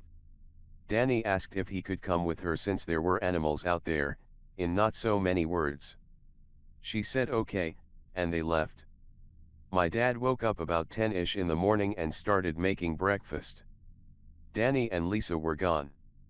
My mom asked where they were, but my dad wouldn't reply. After a little while, they both came back, rather unceremoniously and without word. They weren't holding hands or in each other's arms, or arm over the shoulder or anything like they always were, just kind of awkwardly standing next to each other. They refused food and Danny would randomly yell out my leg and Lisa kept complaining of feeling ill. My mom suggested they go home and call off the trip on account of Danny's leg, who had not been limping at all, to my mom's horrified recollection, and the two nodded. My father just kind of watched. They all agreed, so Danny and Lisa got in my parents' car, not theirs, and just waited. Didn't pack up their tents, food, coolers, bags, anything. My mom came over and asked if they were going to grab their things and they shook their heads. My dad asked, why don't you take your car? And they both said broken, just like Danny had last night, in a creepy practiced way. My dad sighed and packed up the car and they drove off. Danny and Lisa stayed quiet the whole way there except for random mumblings to each other, completely indecipherable. My parents took them home and came and got me, and we could all tell something was wrong, besides coming back days early. They said Danny got hurt so they came home. This part on is from me now. After they got home, I asked if we could go see them, but my dad replied no a little too quickly, and so I thought he was mad at me, so I left to go play PlayStation. I remember cause I missed them and then he was mean. So I snuck back upstairs and listened from the stairwell, and overheard my parents and grandparents talking about how something wasn't right. It was like those stories, yada yada yada. I assumed they were talking about something random and got bored and went to go play more PlayStation.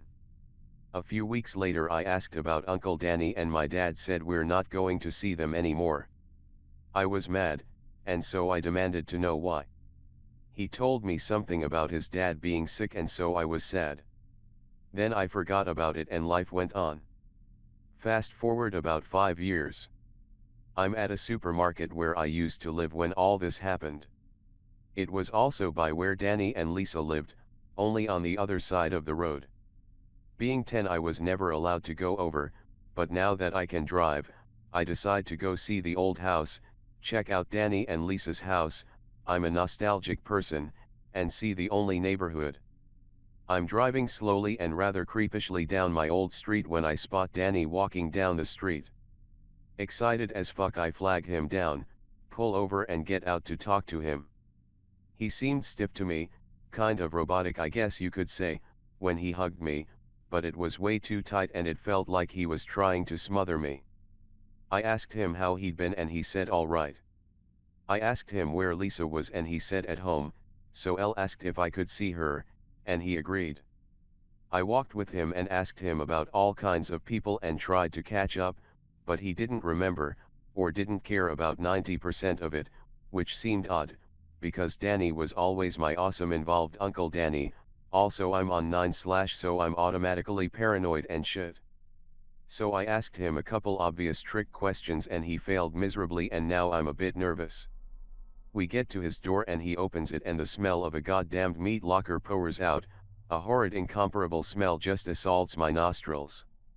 The place is a wreck, shit is just everywhere, everything is coated in dust and shit and nothing looks clean. Laundry is everywhere, no lights are really on, it's a mess. I'm more than a little freaked out and I asked what happened here, and he grunted, a really weird, almost guttural grunt. So I asked after Lisa and she yelled from the kitchen, which was just behind a wall facing the room I was in. It wasn't a full wall, with the top not touching the ceiling, so I could smell and hear something cooking. I walked into the kitchen expecting to see Lisa making some normal food, and planning on asking Lisa why Danny was acting weird, but what I saw was unforgettable. She's standing in the kitchen, butt-ass naked, covered in blood, cooking some kind of mangled mess, surrounded by thousands of bones. I was just smart enough to notice a pile of motherfucking collars in the corner. Though not until after I intentionally remembered this at home, fucking pet collars. I yelled and Danny lunged at me. I kind of sidestepped away from him clumsily and ran out the door. Danny gave chase and I got to the car and noped the fuck as fast as my little blazer could go. I got home, called the police, gave them the address, and went straight to my dad. He punched me in the face and told me he overheard the address. I tried to apologize and he yelled at me, so I yelled at him for lying to me, so he hit me again, then hugged me and said he was sorry.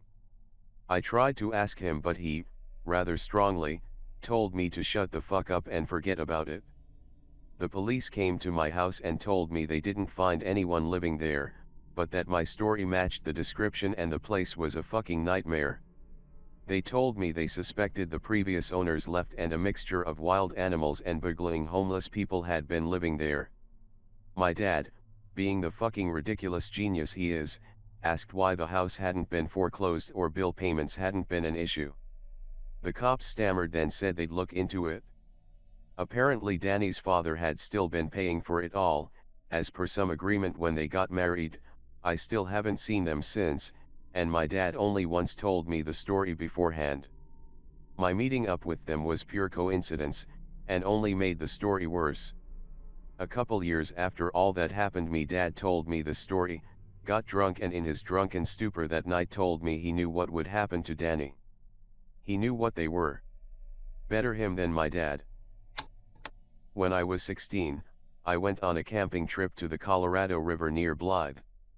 We didn't use the government campsite, we decided to camp out back in a Three Fingers Lake area, which is just a series of backwaters and canals. So we arrived there mid-afternoon. It was mid-September and the sun was blazing. We found a spot that was a bit secluded. The tents got set up, my brother and I proceeded to go out in search of wood from the nearby willow trees. While collecting wood, I came across a series of hoof prints in the mud, as well as marks of something either sleeping there or at least bedding down in the spot from time to time. I made the assumption that it was a deer or something similar.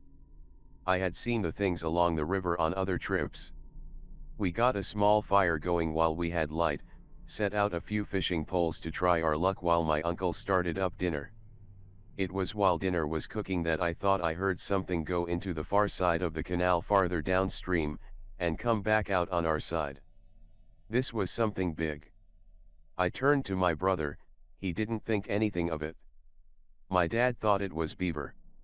Dinner was cooked, we ate, and then set out to get some night fishing in. All four of us, dad, brother, and uncle were focused intently upon our rods.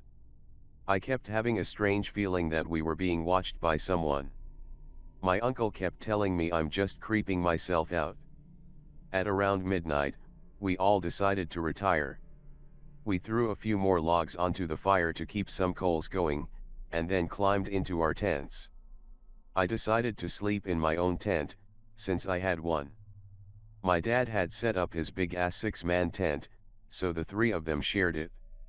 I had set my tent up on a nice flat and sandy section of dirt, no rocks under me. I had a foam padding and 2 sleeping bags under me, so I was comfy.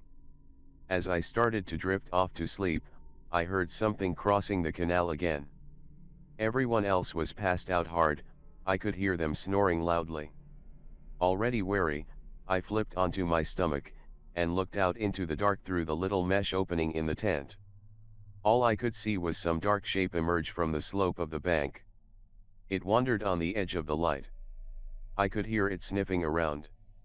The sound of hooves on the ground made me think deer.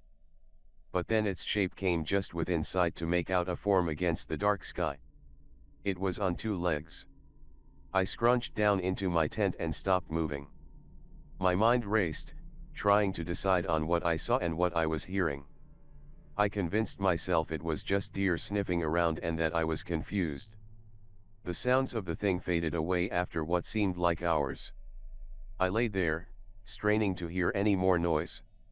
All I could hear was the sound of insects and the occasional bullfrog. I finally was able to get some sleep.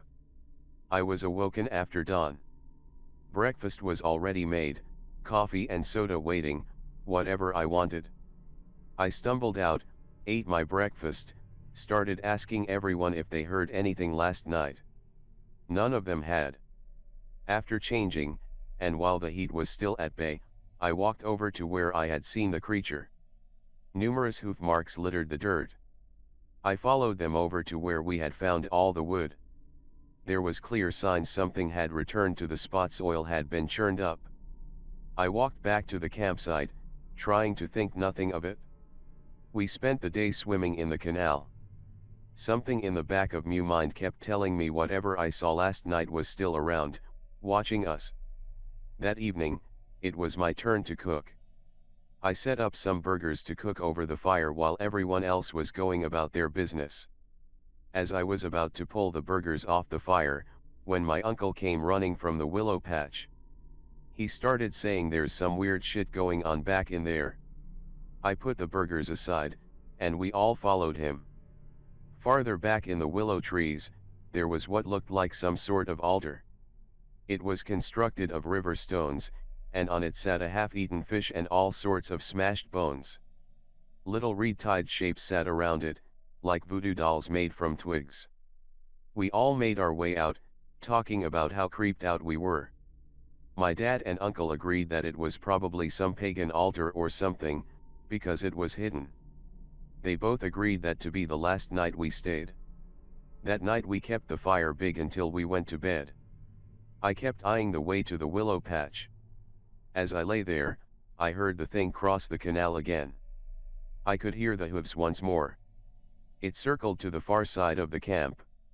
Once it got to the willow trees, I lost track of it. I strained to hear anything for a long time. I was certain the others were doing the same. Then we heard the most horrible sound erupt from the grove. Was a scream, like someone being murdered, but it had a braying quality to it. I was terrified. I clutched my camp shovel, knowing that something was out there. I heard movement from the other tent. From the other tent, I heard my dad and my uncle emerge. I heard my dad tell my brother to stay in the tent. They both went to the car. I heard my dad talking about getting their guns just in case. My father and his brother always brought pistols with them when we went camping. You never know what kind of animal or crazy person might show up. They both walked off into the dark towards the willow trees. Things were deadly silent. No insects. Nothing but a dull breeze. Then I heard 2 gunshots, followed by another horrible gargled scream. I heard the 2 come running full speed back to the camp. They started screaming at us to get into the car. My brother and I came out of the tents. My dad screamed at us. "Get in the fucking car now. Get in the fucking car." They both had their pistols in hand, and headed straight for the car. We all got in. He started it, and began hauling ass down the dirt road. He started saying they saw something back in there. My uncle was white. He told us we'll be back for our stuff later. My dad didn't stop until we reached Blythe. He got on his cell phone, and called the police. The police thought my father had shot a homeless man camped out at the river. We headed back in. By the time we returned to the campsite, it was dawn. The tents were torn down, everything was tossed about. Fishing rods busted. Our camp table was in several pieces scattered about. The police searched the area, found the altar and told us we most likely shot at some teens who were out doing their devil worshipping. There was no blood, but hoof prints everywhere again. The police told us to clean everything up and that we should probably leave. We cleaned the site up, gathering the now mostly ruined gear. As I rolled up my tent, I felt something hit my back. I looked down to see one of the wooden figures from the altar in the willows. I looked around in time to see something recede into the reeds, followed by the splashing in the canal. I finished packing everything up, and we left. We haven't gone back since. My dad, brother, and uncle still talk about it, and we all refuse to return to camp near Blythe since. This really happened. I saw it with my own eyes. Maybe it didn't happen as I see it, but more on that later. So me, and 3 friends from university were planning to go out camping. One of us, Darren, said his family had a cabin in northeast Wyoming. His grandparents used to live there, now they're dead and there's no one stopping us from going there. Of course, me, Michael, and Celeste disliked the idea of staying in a cabin. It's a fucking camping trip, we have to go sleep in the wilderness. So Darren told us about the woods near the cabin. I don't remember much about the trip, but I remember we made a couple of racist jokes after seeing a sign about the Black Hills. Michael, who is black, was not happy. The car pulled up outside the cabin. "That's practically a mansion, not a cabin," Celeste said. It was 2 floors tall and pretty big, about the width and length of 3 buses put end to end, or maybe less, I'm not good with measurements. Darren went inside to check if the place was still clean. We waited impatiently until he came out and then we lugged our shit down through the forest. Darren had brought along a shotgun, so we weren't too scared of bears or whatever shit, or didn't want to appear scared in front of the others. After we set up the tents we started gathering firewood. That's when I first heard it, some mechanical grinding sound accompanied by a soft murmur. I thought was a car at first, and I looked around for its source. But the sound died down and I continued picking up wood. I was already feeling lethargic. I returned to the campsite and started the fire. We ate canned food, roasted marshmallows, pretty typical shit. I thought I heard bushes rustling, but it was only a rabbit. Mist rolled in soon, and we were all tired as fuck and wanted to sleep. Darren was annoyed. The hell? There was never any mist when I was growing up.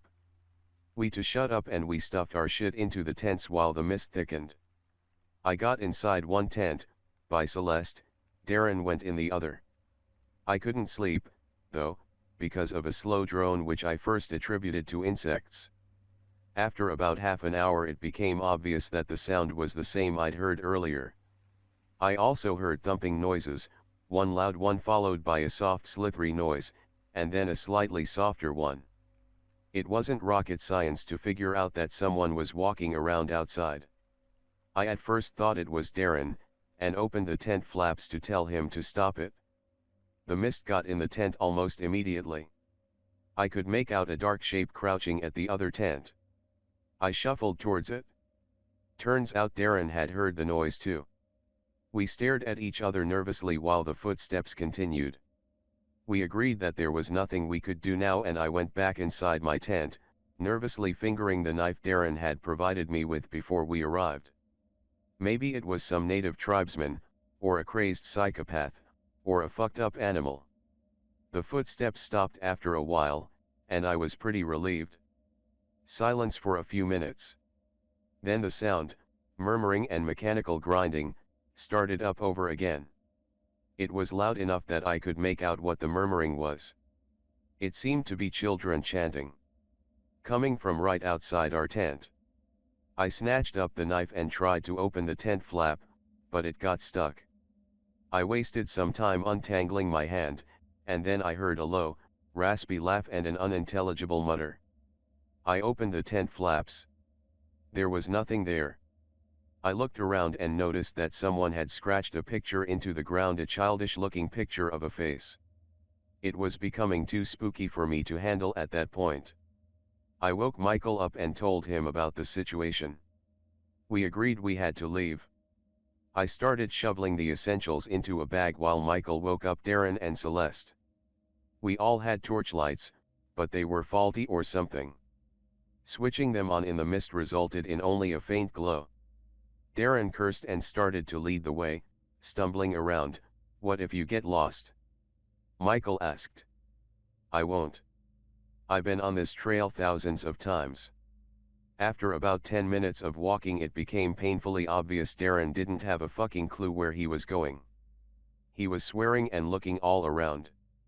Eventually he led us down a narrow path until we bumped into something. Saw several stone blocks, arranged in precise patterns. Each of the blocks had carvings on them, and in the middle was a particularly large block with a large symbol, an inverted triangle combined with another triangle within a circle. It wasn't a pentagram, but it looked somewhat similar. "Fuck it. This wasn't here. Let's turn back," Darren snapped, and we obeyed. "Why is there a fucking huge ant mound in the middle of the forest?" Celeste asked. Michael said she was blind if she thought that was an ant mound, he'd seen an archway or something. I pitched in. Darren said he'd seen metal spikes rising from the ground. We started arguing, convinced the mist was playing tricks on us. Darren wanted to return and prove what he'd seen. Eventually Celeste told us to shut up and keep going. We head in a straight line. Darren claimed to be navigating by landmarks. I hoped he was right. I kept looking behind me. I was having that feeling where you think someone's watching you or stalking you. I nearly tripped over Celeste when she fell. She shook her head and got to her feet. The ground was muddy as fuck, and it was getting even mistier. If not for the torchlight I wouldn't have any idea who she was. I grabbed her hand, more to ensure we didn't get lost than as a gesture of affection, and pulled her along as Darren got more and more distant. "I recognize that tree," Darren shouted. "We're getting to the cabin." I again had the feeling that something was watching me. My gut was screaming at me that something, somewhere, was wrong. I realized that the droning sound was back, softer, but still present. I started looking around, panicking. Did a head count, or more accurately, silhouette count. Me. Celeste, still holding my hand. Darren, in the lead.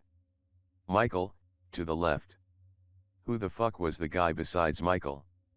My grip on Celeste's hand tightened and I quickened my pace. I thought about shouting out, but I was worried that if I did the thing would turn and jump Michael or something.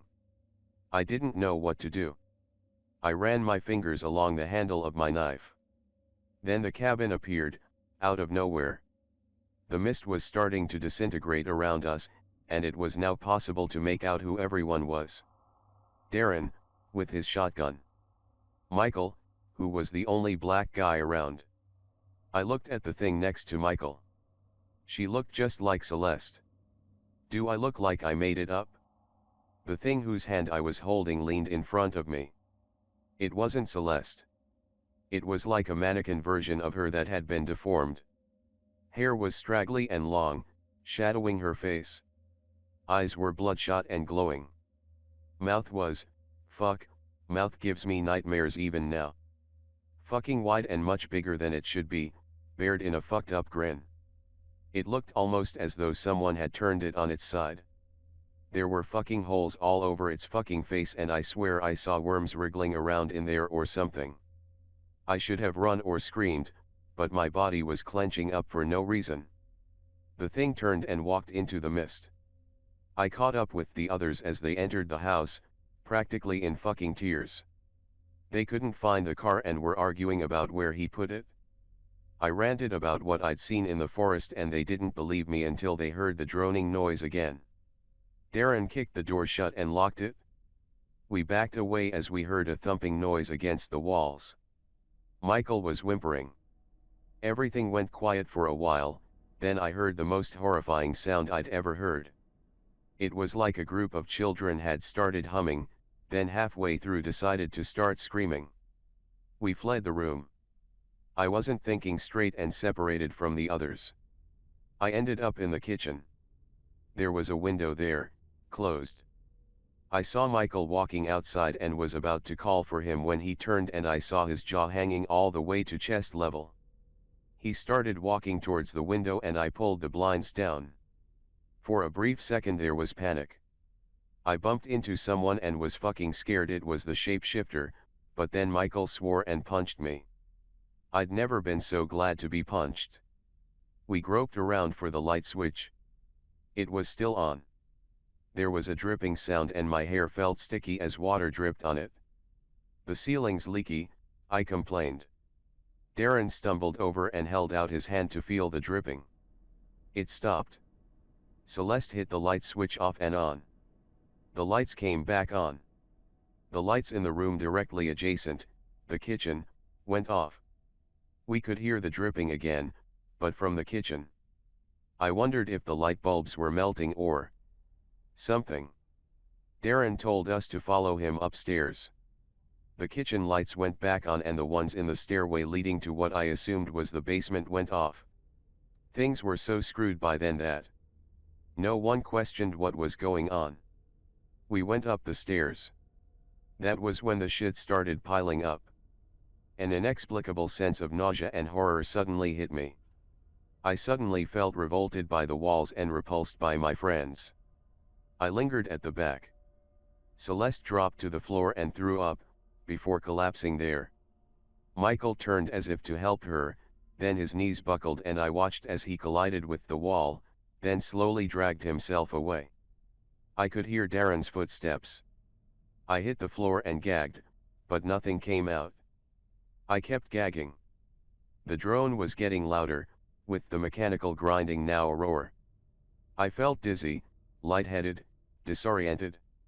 I crawled on my hands and knees past Celeste. I remember my fingers brushing hers and wanting to help her, but too scared of something I couldn't see. The corridors started swimming in weird colors. It was like I was tripping out while on a high fever. I felt fucking cold, but at the same time my body felt as if it was burning. I remembered a Wikipedia article I'd once read about paradoxical undressing. I wondered if that would be my fate. I managed to make it to one bedroom. The sound died down to a drone once more. I pulled myself to the bed and collapsed on it. I couldn't sleep and wouldn't have if I could. I just wanted to rest. I waited for the world to stop spinning, then I pulled myself upright. I looked out of the window. Darren was looking right back at me. He was crouched in a tree, with his head tilted to one side and his tongue lolling out. His tongue was unnaturally long. I stared back, not being able to register what was going on. The next moment, he was right fucking at the window. He didn't jump or anything. He was in the tree one moment, the window the next. I noticed that his eyes were small beads, sunken into his head. His tongue had holes, and in the holes were worms. He pressed his face against the glass. I pulled the blinds down as the children humming and screaming noise begun. I pulled out the knife and briefly entertained the thought of attacking the creature when the noise stopped. I cautiously pulled up the blinds. The glass had turned black, inky black.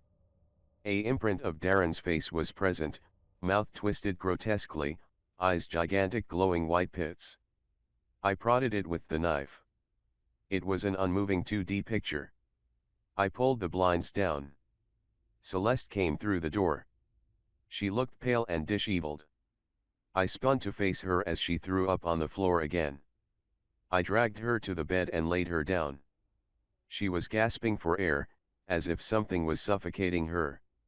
I remember thinking some pervert stuff that I shouldn't have been thinking at the time, then reminding myself there was something on the loose. Eventually her breathing became more regular. I asked her where the others were. She shrugged. Third her voice at the door, "Let me in. Let me in. God. Let me in there." I immediately pulled my knife out and placed it at Celeste's throat. Her eyes grew wide with shock and alarm, but they could have been faked. "What are you doing?" "No. I'm the real one. The one out there, that's the imposter," she insisted. I was kind of in a trance, unsure of what to do and staring down at her. I noticed her hands were moving behind her back. She had a knife there too. I would have stabbed her in self-defense if the voice in the door hadn't changed to become some low, deep, guttural voice.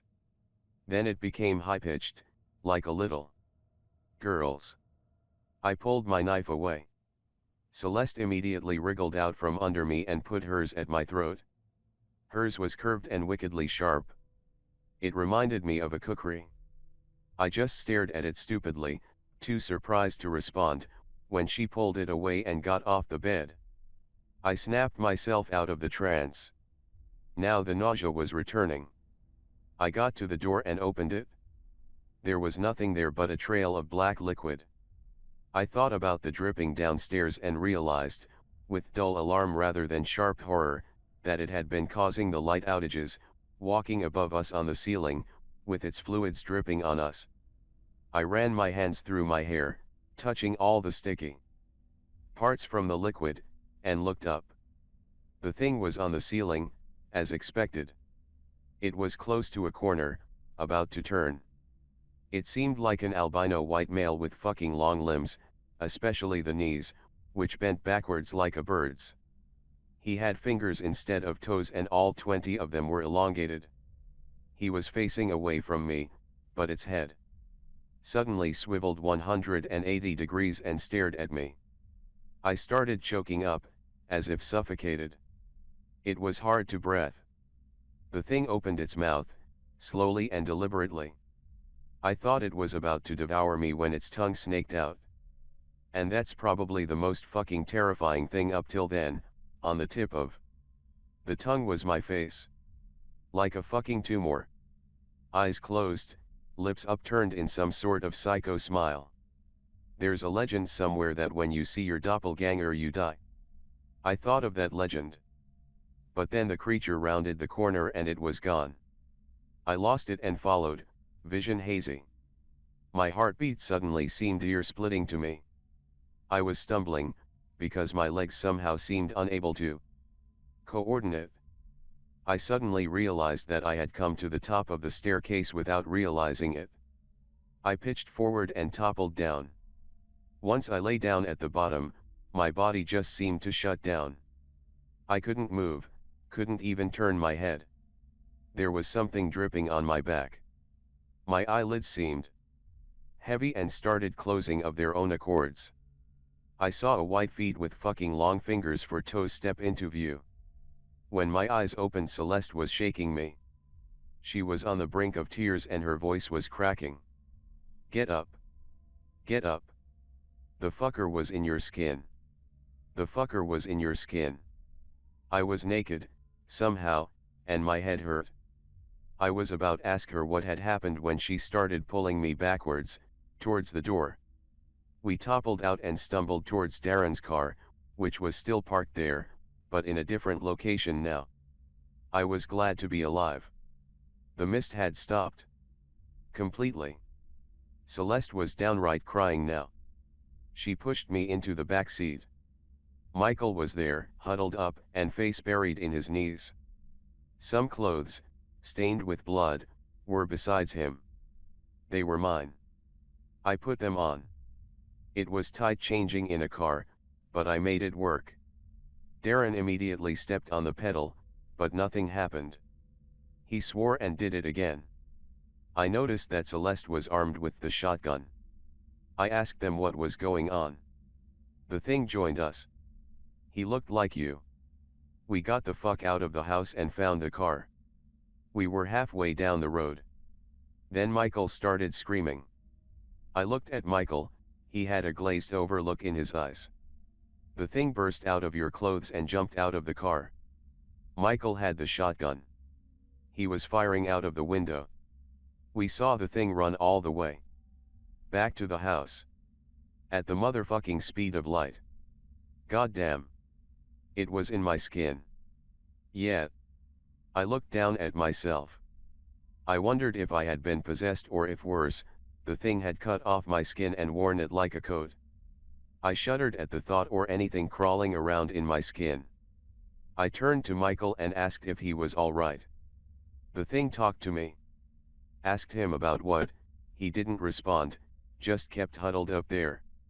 I realized he was sobbing. The car jolted into motion. Darren fist pumped as the car started accelerating. I turned back towards the cabin and saw the albino thing standing on the roof of the house, watching us. Shuddered and turned back. Celeste screamed. The thing was in front of the car, crouched on the windshield. It opened its mouth and my tongue face slithered out. Celeste fired the shotgun. The glass shattered and it was thrown backwards. Darren shrieked and I saw blood coming from his face. Something pierced my face and I realized it was glass. The car skidded to a stop. The car doors opened, without any discernible reason, and I fell out. I don't know how long I lay there, body disobeying my commands to move. Darren said at least 5 minutes. Celeste disagreed, saying she came in less than a minute. It felt like hours. The thing lay directly across from me, eyes closed, as if it was sleeping. I wished I could close my eyes. Its mouth hung open and I saw myself again emerging. I didn't move or say anything, because I couldn't. My face looked at me and started to talk. I love you. I love you. I love you. It said it over and over again, occasionally mixing in I want to be you. It was coming close to me. I wondered if it was going to bite me to death. The thing's eyes shot open and I realized that it was going to kiss me. I managed to regain some control and instinctively twisted back from it. I guess that was what saved me.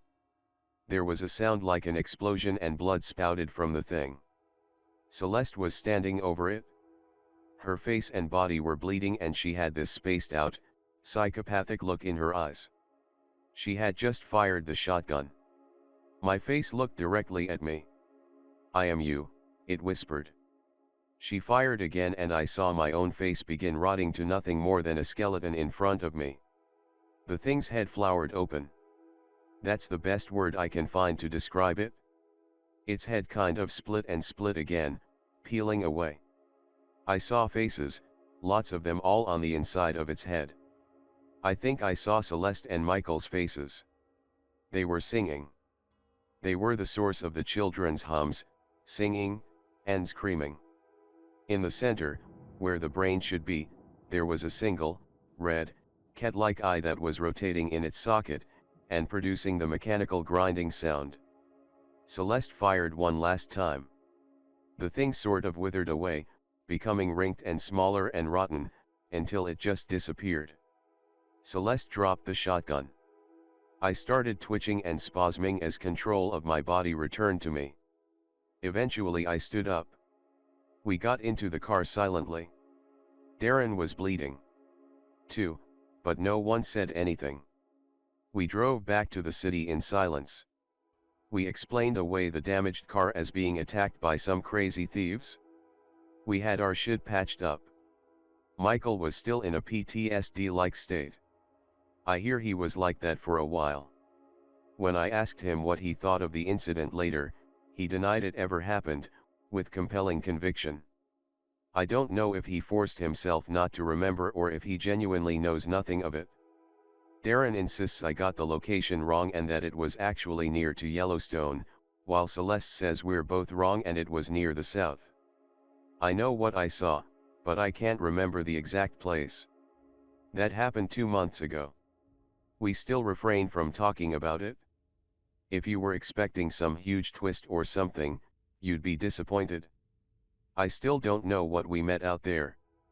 I don't want to know, actually. I still have nightmares about my own face, rotting away, shouting I am you.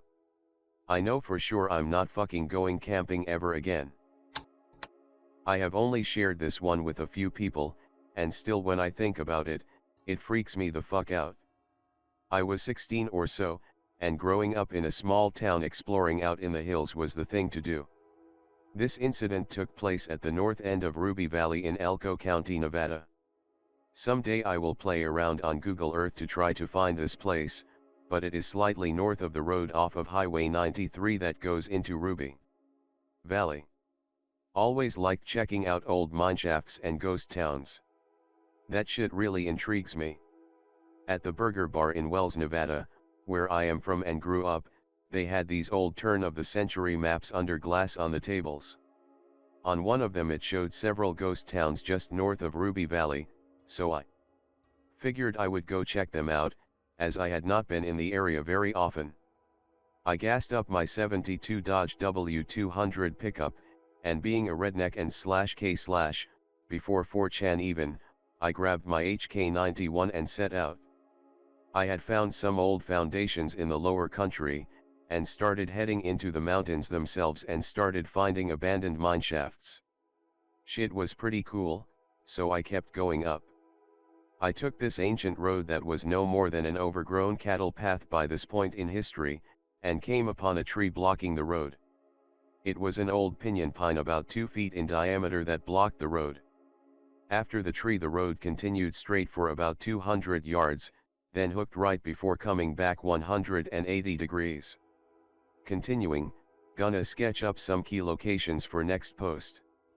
I parked my truck in front of the tree, and set out on foot. I grabbed my HK91 with 120 round magazine in the rifle, and put 120 round mag in my back left pocket. I always had a rifle with me as I have encountered mountain lions in mineshafts before, and just generally I like to shoot shit. Get up on ridge lines and shoot boulders from a couple hundred yards away. Anyways, as soon as I climbed over the fallen tree I had a fucking creepy feeling as if I was being watched. I continued on for about 200 yards to the point where the road started curving right and gaining elevation, going towards the cabin. At this point I had the realization that not only did I feel like I was being watched, it was also dead fucking quiet out. This was in June or so, as school had just got out. Everywhere you went you could hear those fucking cicadas, but not here. It seemed as soon as I crossed the fallen tree, the mountains were silent. No bugs, no birds, nothing. Deafening silence. As I came up to the turn, there was this big fucking rock. The thing had to be about 15 feet in diameter. You could tell that it used to be on the road, but due to years of erosion, snow, and all that shit, it had slid down just slightly off the road. It seemed to be red limestone, or something like that.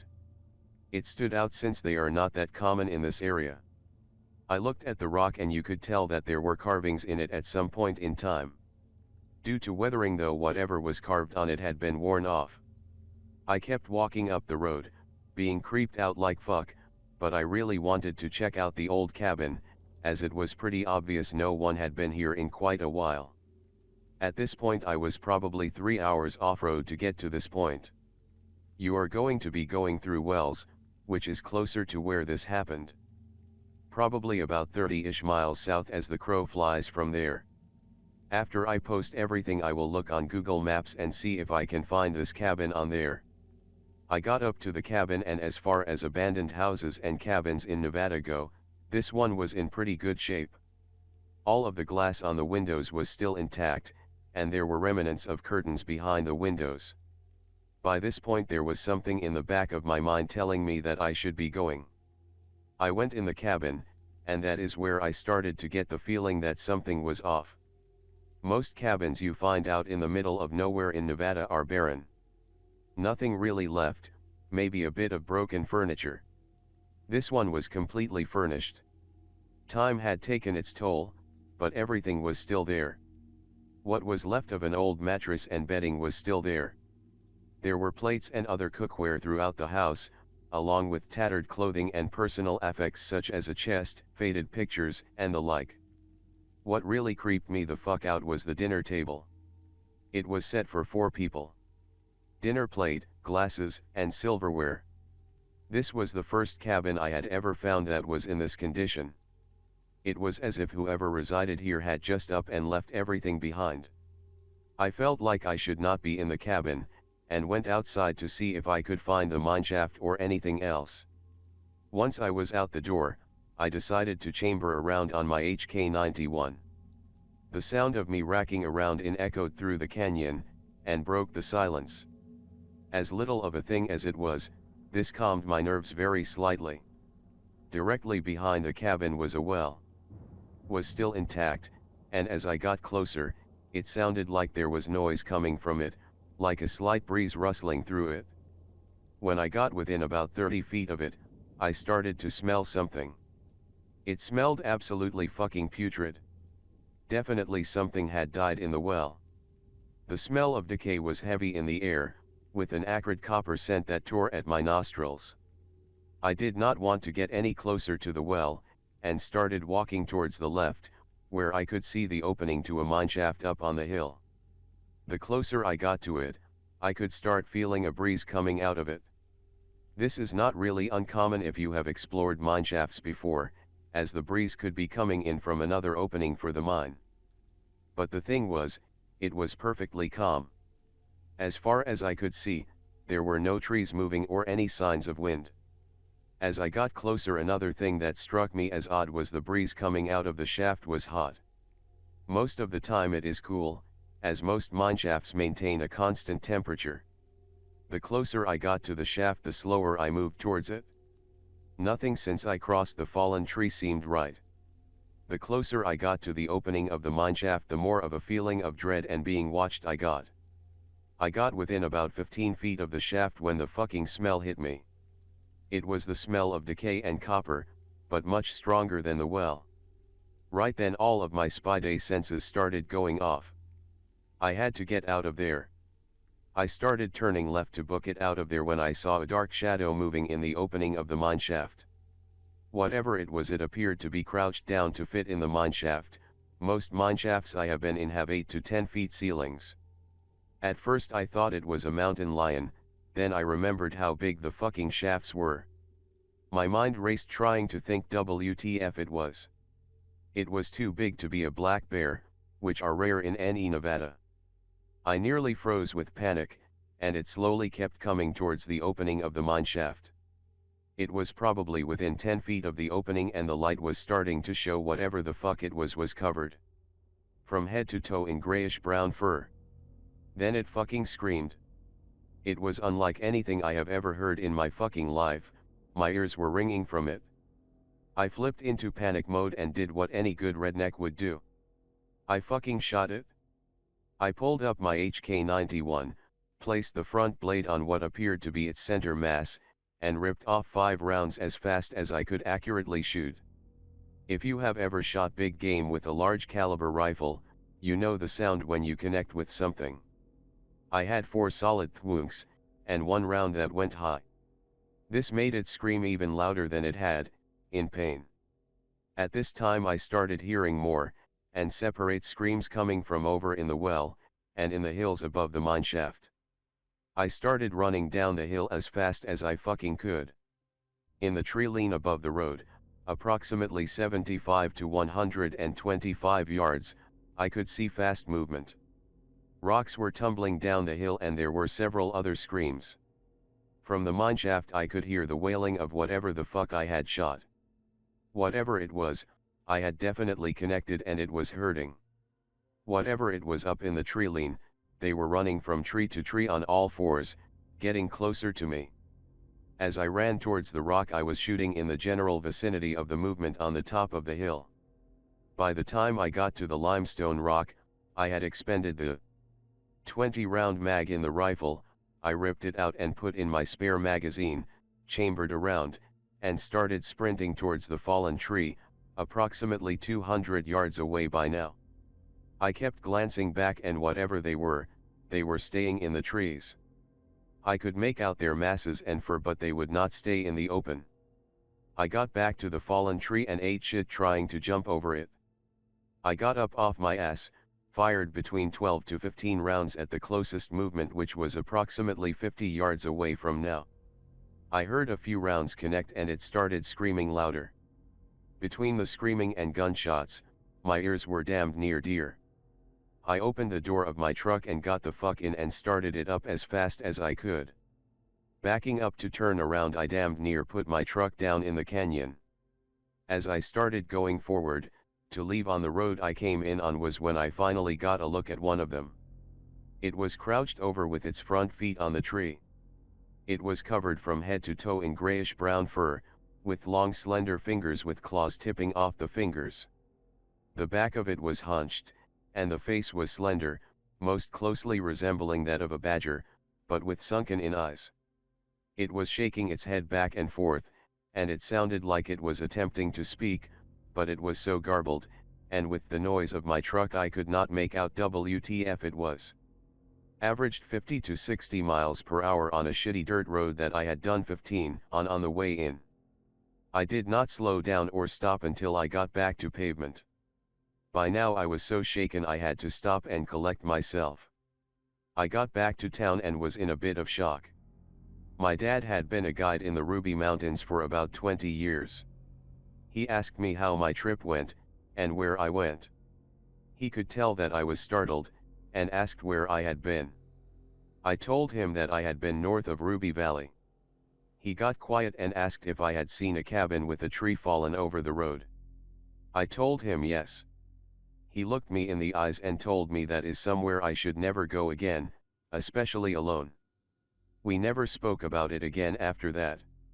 I have never been back there. Part of the reason is I live in western Nevada now.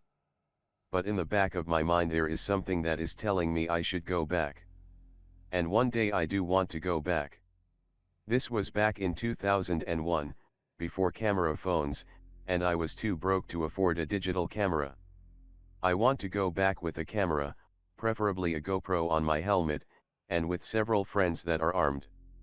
Just something about there, even with the shit I experienced, is drawing me back. One day, I will go back. I guess I need closure on what happened that day. I will probably be on for another 30 minutes or so if anyone has any questions. After that, I can be reached by email. Stand by, I will sketch it up.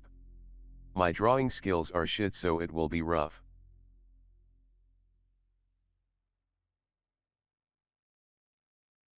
Definitely want to make it back out there with at least 4 to 5 people well fucking armed, that is for damn sure. Still to this day it gives me goosebumps thinking about this shit. I tried researching it a few years past, asking some old timers, and one of them told a story about rubies. I will be quick on it. During the 40s and 50s the Army Air Corps operated out of the Wendover Air Base. Every now and then during shit weather a B-25, B-17, or B-29 would smack the rubies due to poor visibility. Some of the local ranchers got recruited to help the military go up to a crash site during the winter to recover the bodies. Rancher I was talking to told me that it took them about 3 days to get up to where this crash was on horseback and recover the bodies. He said when they got to the wreckage, all of the crew members were laid out, side by side, next to each other in a clearing in the wreckage. Many of them had severed limbs, and it was apparent all died on impact. Somehow, they ended up laid out next to each other. This was at nearly 10,000 feet elevation too. I have a story to tell. It takes place when I am alone in the Ruby Mountains, past Soldier Lake, and up the pass near Hidden Lake. I was alone on this trip, though I had been there before with friends. I carried a Glock 19 with 2 spare mags. Only the first mag had gold dots, while the others were FMJ. I figured that would be cheaper, and I would not need 60 rounds of ammo for anything. If I wanted to shoot, I did not want to waste my defensive ammo.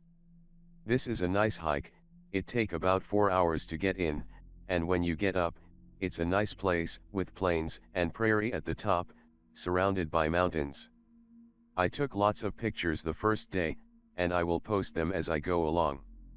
I have to resize them, and I am typing as I go along, so be patient. I will say this though. I will never return to those trails, nor Hidden Lake. Pick is of a stream on the lower part of the trail. For those that don't know, Hidden Lake gets its name from the fact that it's up on a ridge, and can't be seen from the trails. It's a great camping and fishing spot, and the view is awesome. To get there, you hike up the Solitaire Pass Trail, and turn at the stick in the ground. It was a hot day, but I still decided to shoot up the trail for a 4-day weekend. I got to the top in about 3.5 hours or so, made pretty good time. I set up camp, which was just a pup tent, and set about making dinner.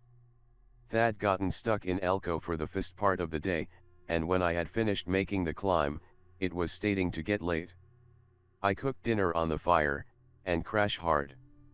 The first couple nights pass without anything unusual happening. Spent the days dicking around, hiking, fishing, and relaxing. Things begin late in the night Saturday, my last night there. Pick is the stick you have to turn at. I told you this would be slow. Saturday I am sitting on the lake's ridge, making my way over to a spring to refill my water bottle. The water here is glass clear, but everything gets the pills just in case. As I am walking, I hear this god-forsaken sound. Like dragging metal on cement. Just painfully loud and uncomfortable to hear. I looked around, but I could see no source. At this time, all the bugs and birds stopped making noise. There is always this background noise, right? You don't notice it, but it's there. I think was the only time I was ever aware of it, because it all stopped. All could hear was the spring, and my own breathing. I don't think I have ever felt that alone in my entire life. I would have killed to be able to hear the sound of a car engine or a horn or people talking. Anything but the silence. I was on the far side of the lake, near the snow outcrop in the picture when this happened. A good 10 to 15 minutes walk back if you are in a hurry. I filled my water bottle up, and headed back. The sounds of the animals returned, but I was still nervous. When I got back, my campsite was destroyed, including my bag. Everything was scattered everywhere, and it felt like a bomb had gone off. Everything was broken or rendered useless. Even silverware was bent and twisted. The fire, which less than an hour before was burning brightly, was as dead AF if someone had dumped a bucket of water on it. Picture is of the lake. I stopped being nervous and started being pissed. I figured some kids had done it. I had not seen a soul since I made the climb, but that did not mean much. I started gathering my broken belongings. I had seen a nice ferry hole, a natural hole in rock along one of the ridges, and decided I would relocate my camp there. I got the fire burning again, and stuff that was unrepairable or useless I burned to save weight. As I went around cleaning up, I got this feeling. I am not quite sure how to describe it. Like you walked into someone's house without them being home, and they did not know you were there. Like you should not be there, but that is inadequate wording. I was getting nervous, and hurried up to the ridge. That's when I saw it first, a dark mass moving alongside the edge of the lake. Too far away to make out any details, but as I watched, I saw that it was following the same path that I had taken. It was thin though. Long and thin and dark. Now, I took the simplest path, so made it was just following that. But I feel that it was tracking me. Why would it need to go to a spring to drink, rather than a lake? I was starting to get a little unhinged when I saw it.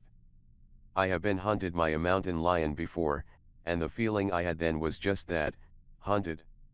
I was being stalked, but in a way, we were equals. Both cats and I are apex predators, and the tides could easily turn. When I saw this, any thought of killing it left my mind. I just wanted to run and hide. Run as fast and as hard as I could. I was prey. I could do nothing to this thing. The way it moved was so certain, so clean, that I knew I could not kill it. My gun that on the way up had made me feel so big felt like a toy. It moved between moving on 4 feet and 2. I hurried up the slope, and threw my stuff in the hole. I used rocks and the broken tent stakes and poles to barricade one end of it. The side ended in a drop-off, and I pulled rocks and other debris to the other side. I curled up in a ball and lodged myself in the hole, clutching my pistol in one hand and a pocket knife in the other. I could hear rocks shifting outside, further down the slope. Last bit. I heard something get up the slope, and start squeaking around. It was this mixed with a hiss. Though the few holes I had left, I could see flashes of dark matted fur. It had small dark eyes. Thin long snout, almost badger-like. Tapered. I could not breath. I could hear claws clicking on the rocks not 10 feet away. It searched around outside for about half hour, and then left. The rest of the night I could hear rocks shifting as something moved around on them. I think knew I was there, but did not see me as a threat of any kind. I never slept that night. In the morning I left, and have not been back since. Sorry, no epic combat ending, just me hiding. I don't like those mountains anymore. I don't know what lurks up there, in those thin passes. Maybe it was just a critter of some sort, and my imagination ran with it. I don't know. It sounds cliché, but going though these pictures made me kinda nervous by themselves. I don't like to tell this story, and it's the first time I told it to /k/. The feeling I had is what still shakes me up. I was prey. Nothing more, nothing less. Has anyone else heard of something strange in the Rubies? Rocky Mountain Corpse Candles. Thread to see if anyone has heard of / seen similar events of the past week. Colorado. Front Range of the Rockies. Be me. Be at a graduation party with brothers and GF.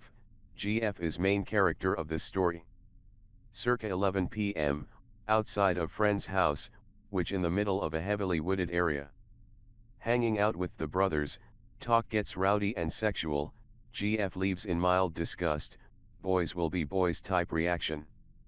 A couple minutes later the guys leave, and I head back into the house to find GF. No GF. I go to the porch and call out for her into the woods. Silence. A couple moments later I hear her blood-curdling scream and she comes running out of the darkness. Anon, I saw a little candle light in the woods and I followed it to see what it was and I think I saw a bear. Me, you should never follow strange lights into the woods, you never know where they might lead.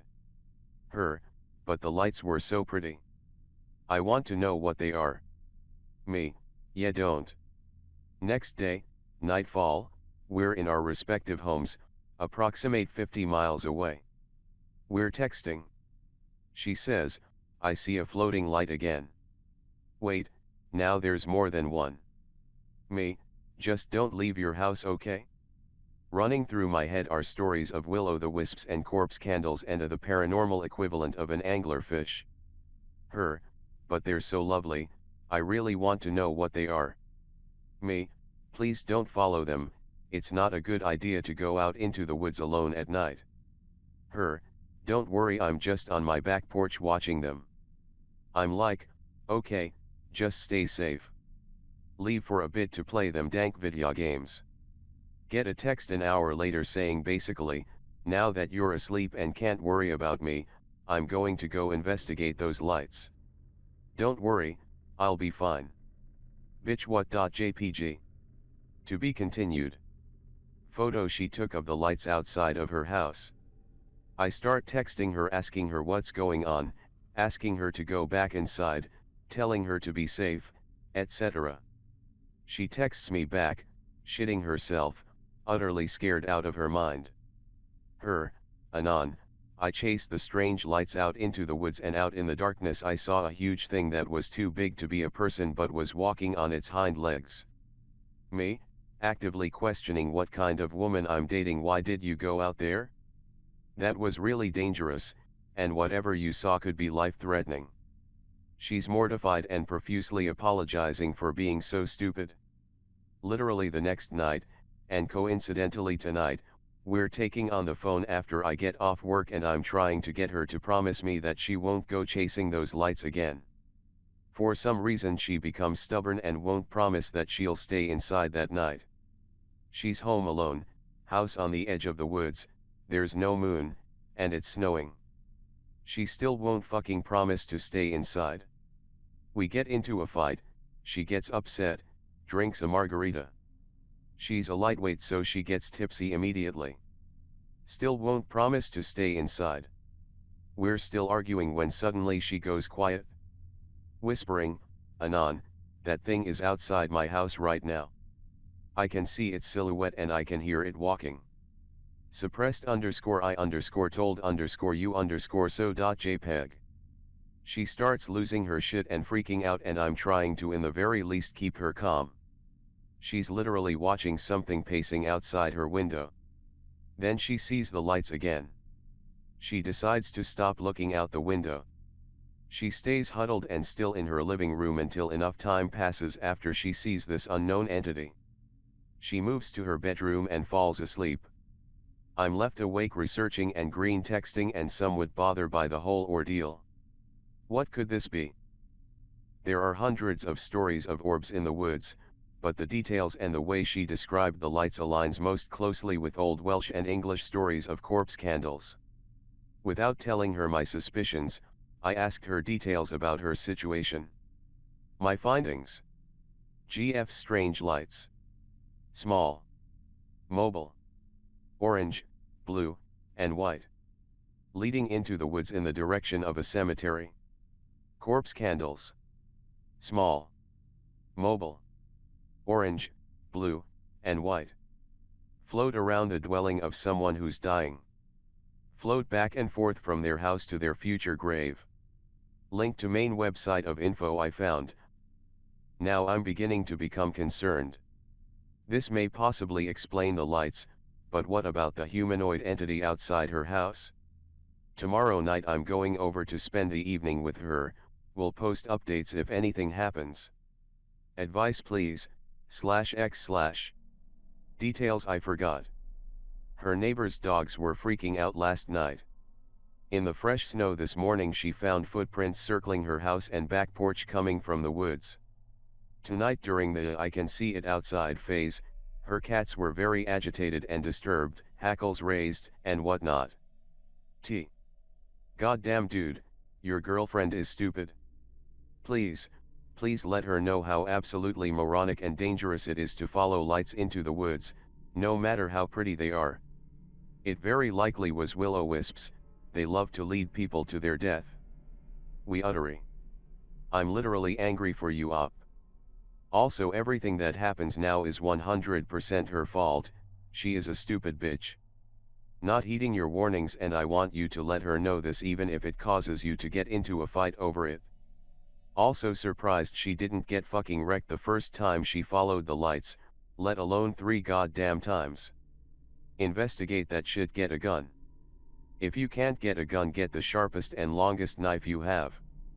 Also, instead of going to her house, ask her to come to yours to be safer. If you see the humanoid entity, fight or flight. Stay safe. Up. Update. Up is not kill. Yes, GF is stupid. Last night was uneventful. I'm visiting tonight to hang out and see what there is to see. Up is an armed /K/fag, don't worry. What are you taking with you as far as weaponry? Shotgun or rifle, I trust. Also, good luck, friend. Ops Rafu, Remington 870 Tactical. To be fair to people calling her stupid, if it's corpse candles, she's probably dying regardless of this whole incident. They appear to people who are dying, not people they are killing. They appear inviting because they lead you to the eternal peace that will envelope you soon. It's a mental phenomenon beyond control. It's possible she has cancer or some other terminal illness that has gone unnoticed. I feel incredibly sorry for her. Though, the tall creature may indicate something other than a terminal illness. It may be a terminal condition of a more paranormal variety. It's possible that the tall figure and the corpse candles are actually two irrelevant though interrelated incidents. This tall figure is stalking her. Perhaps it kills slowly, but is practically guaranteed. Thus, the corpse candles appear to her. If that's not the explanation, I have no idea how the fuck the two things relate. I suggest you expand your search beyond the lights and do more research on whatever this figure is. That is the real problem here. You can consider the corpse candles more of a warning than anything else. Assuming Up is not already kill. She's home alone, house on the edge of the woods, there's no moon, and it's snowing. And that's where you're wrong, Up. It snowed in the Front Range yesterday and the day before, but it didn't today. Sauce, I'm in Denver. Thread is a day old. Never mind. I'm literally retarded. The fact that that actually lines up perfectly makes this even better. Either Up is serious, which still doesn't prove spoops, but proves that the GF is having some manner of problem, or he's at least doing research / making sure the story is believable. So, thank you for posting this either way. I really look forward to hearing more from this now. Again, assuming something horrible didn't actually happen. Denver resident here, I'd love to investigate if you're willing to give more details on the location and such. Retard here. Yeah, bring us along. Evening all, Up here. It's been a very eventful night. Chapter 6. It's definitely not corpse candles / GF might not be quite as stupid as we've thought, dash. Earlier this evening. I'm at her house. It's getting late and we're chilling / snuggling, and then as I'm half asleep she gets up and goes downstairs. I'll groggily get up and follow a few minutes later to see why she left. When I walk in she has the aura of guilty / hiding something. I try to get her to talk, but she's insistent that I'm fine and it's nothing, not really abnormal as anyone with a girlfriend knows. She tells me to go back upstairs and go to sleep. I'm like whatever, and I go up and lay back down. Less than a minute later I bolt upright because I hear the ding from the security system indicating that someone has opened a door. Hear the backsliding door slam shut. Pause for effect, to be continued immediately. Side comment to the dude from Denver. This is in the Woodland Park / Divide / Rampart Reservoir area. Your ass may have been dry and warm, but it was snowing that night up in the mountains. Continuing. This is when shit got creepy. I rush outside and call out to her, with no response. It's pitch black out, but I walk into the backyard with my flashlight. She couldn't have gone far. Through the light wind, I can hear dogs barking, normal, and something that sent fucking class A chills down my spine. As cliché as it sounds, I heard the voice of a child off in the distance saying help over and over in the exact same tone every time. Not very urgent, not very loud, almost like a statement rather than an exclamation or a cry for aid. Then my GF pops up from the other side of the back porch deck and asks if I can hear a howling noise. MFW, there's not only a creepy ass child's voice but also apparently she's hearing howls. I get her back inside, and she tells me she saw the lights again. For the next hour I'm trying to convince her what a stupid idea following those lights is, and she just doesn't get it. She's a smart girl, good in uni, does astronomy and microbiology as hobbies. She has common sense blind spots, but she's logically sound. Nevertheless, she cannot seem to wrap her head around why chasing these lights is dangerous. She keeps insisting that I have to find out what the lights are, I have to. I'm fine with investigating, just not running blindly into the night with a bathrobe. I'm trying to convince her to investigate it in an intelligent manner, but she keeps insisting that the only way to find out what the lights are is to chase after them alone. Apparently the lights disappear when other people are around. Ever since she acted suspiciously when she went downstairs by herself, she's acted very strange, not at all like she normally does. To be continued immediately. So for at least an hour I'm begging her to promise to not chase the lights when I leave. She just refuses. She'll barely respond, and eventually she is just staring, and it seems like she's unable to acknowledge me. Like her consciousness has disconnected. She finally concedes to promise. At this point she's barely talking at all, not normal, and she had about 4 to 5 episodes of her just staring blankly and not blinking for around a minute each. You know when someone is woken suddenly and they jolt and gasp a little? Well, she was doing that out of the blank stares, but she wasn't asleep. By now I'm getting more worried and disturbed. We're both religious, so I pray for her. Atheists, I'm aware you consider me a moron, don't waste the energy to type it. Immediately after the prayer she starts totally responding again. I'm surprised, and I start asking her questions about what had just happened because I'm still confused. It becomes apparent that she can't remember a single thing from the point when she saw the lights, and the end of the prayer. She also suddenly has a splitting headache. As I recount everything she becomes more and more horrified. She didn't know she had chased the lights outside. She had no memory of any of it. She's feeling all right now, but we're growing concerned that these lights may have an effect on one's mental state. The lights and entity are an anglerfish, and she's the mesmerized minnow.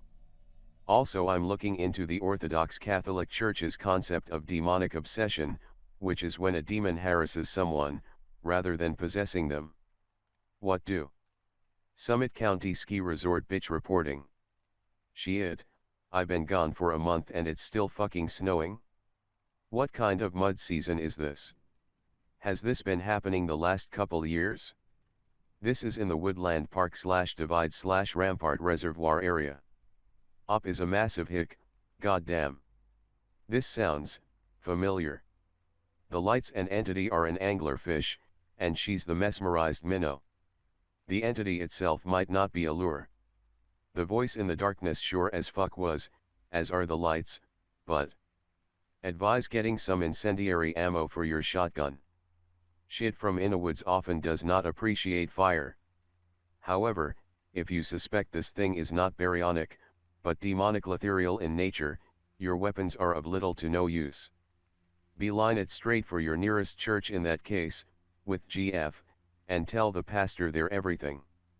If you're not ARPing up, get some flat cedar and burn that the next time you see the lights or the entity.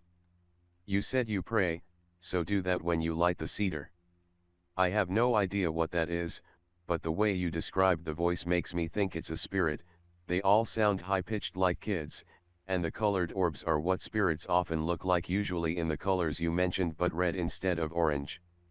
If you have native friends that are active in their traditions, then have a chat with them as well, but the flat cedar should do the trick. As far as I'm aware, demonic obsession is just a path to possession. You have to weaken the psyche before you can take hold of it. If it was just her seeing / hearing these things, I'd say it's definitely a demon since they are metaphysical and exist in the mind. But, the fact that you heard something too makes me think it's something else. I've no idea what. If it is a demon and it's able to reach to both of you, that probably means it's already in something. It having a physical form is enabling it to reach out to multiple minds. But, it sounds as if its physical form is weak and likely immobile. Perhaps it's been sealed away in a tree. And, it keeps trying to lure your GF to the tree. If you're a courageous psychopath, you could go into the woods and see if you find any tree with some manner of native signs of runes on it. Or, you could just get her out of that house. If it's immobile, getting away from those woods would probably do the trick. Incendiary. In a woods. That's never a good idea. And Anon earlier had the idea to bless the shells and gun, I'd go with that. If it can feel incendiary rounds, it sure as fuck can feel normal rounds, blessed or otherwise. Report. Are you goddamn retarded? I told you this at the beginning of the thread, days ago. Can you not read? Will. 0. Wisp. Ignore, do not follow. Shit fucking goddamn, I literally don't have a reaction pic strong enough.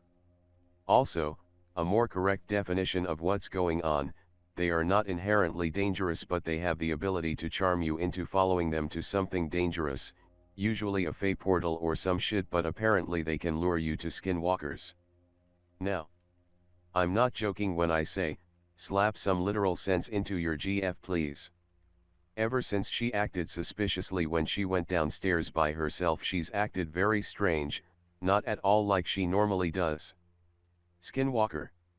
Op is dead. I agree, they want a full course meal instead of a light dinner.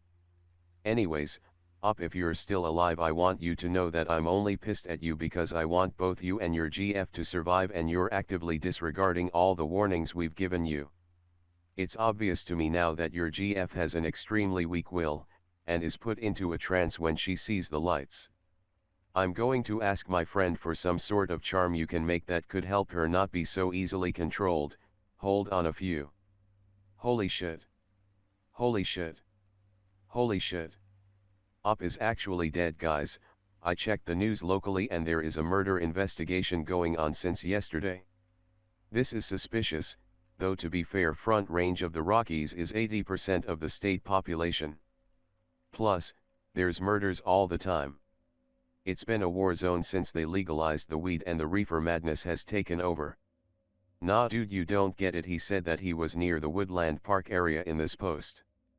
Op has been missing for 2 days and now there is a death investigation ongoing since yesterday in Gold Camp Road, which is 20 miles from where Op said he would be as seen in my previous post, which I checked out on Google Maps is basically some sketchy road in Odis. This isn't a coincidence. Bump. Op's dead. We warned him, dumbass, thinking he knows better. 1 second, you Anon. LMAO told him he should get a gun. Gold Camp Road. Lovely. Colorado Anon here. Gold Camp Road is hella haunted. All sorts of stories about voices and lights in the old train tunnels and stories of, wait for it, supposed Satanists wandering around at night with torches. Oh, forgot to mention, one of the other reports, in I think the third tunnel, is the voices and laughter of children, which Op also mentioned. All of this is around an area called Helen Hunt Falls, which is also stupid haunted, and just down the road from Manitou Springs, which besides being a sort of vortex area for the New Agers, is, you guessed it, haunted as all shit, including stories of its own personal town demon, and more weird, witchy and unexplained murders than you can shake a stick at. Welcome to Colorado Springs. Time for some fucking OC. I don't even give a shit if anyone believes me, I just wanna get it off my chest. Live in boonies. Basically forest, gerrymandered by houses and farms that go in and out of repair. There are several other houses right by mine, but I talk to the neighbors exactly none. A fact I'm glad for, because the community looks like some straight up Silent Hill shit sometimes. There's like a weekly spoopy happening, to the point where I got so bored with it I just shrug it off as the status quo.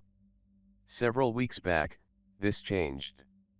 STHE time is 10 AM, and I'm savoring being a lazy fuck for not having to go into work that day, drifting in and out of sleep. Suddenly ear-splitting roar. All of my what? Check laptop, I do comedy YouTube playlists to help me get to sleep, just music tends to put me on edge for whatever. To see if it's an ad. Show ad playing, halfway through 2-hour video. Nothing in Darkseed 2 makes the sound I just heard. Even if it had been, something that loud would have blown out my laptop's rather shitty speakers.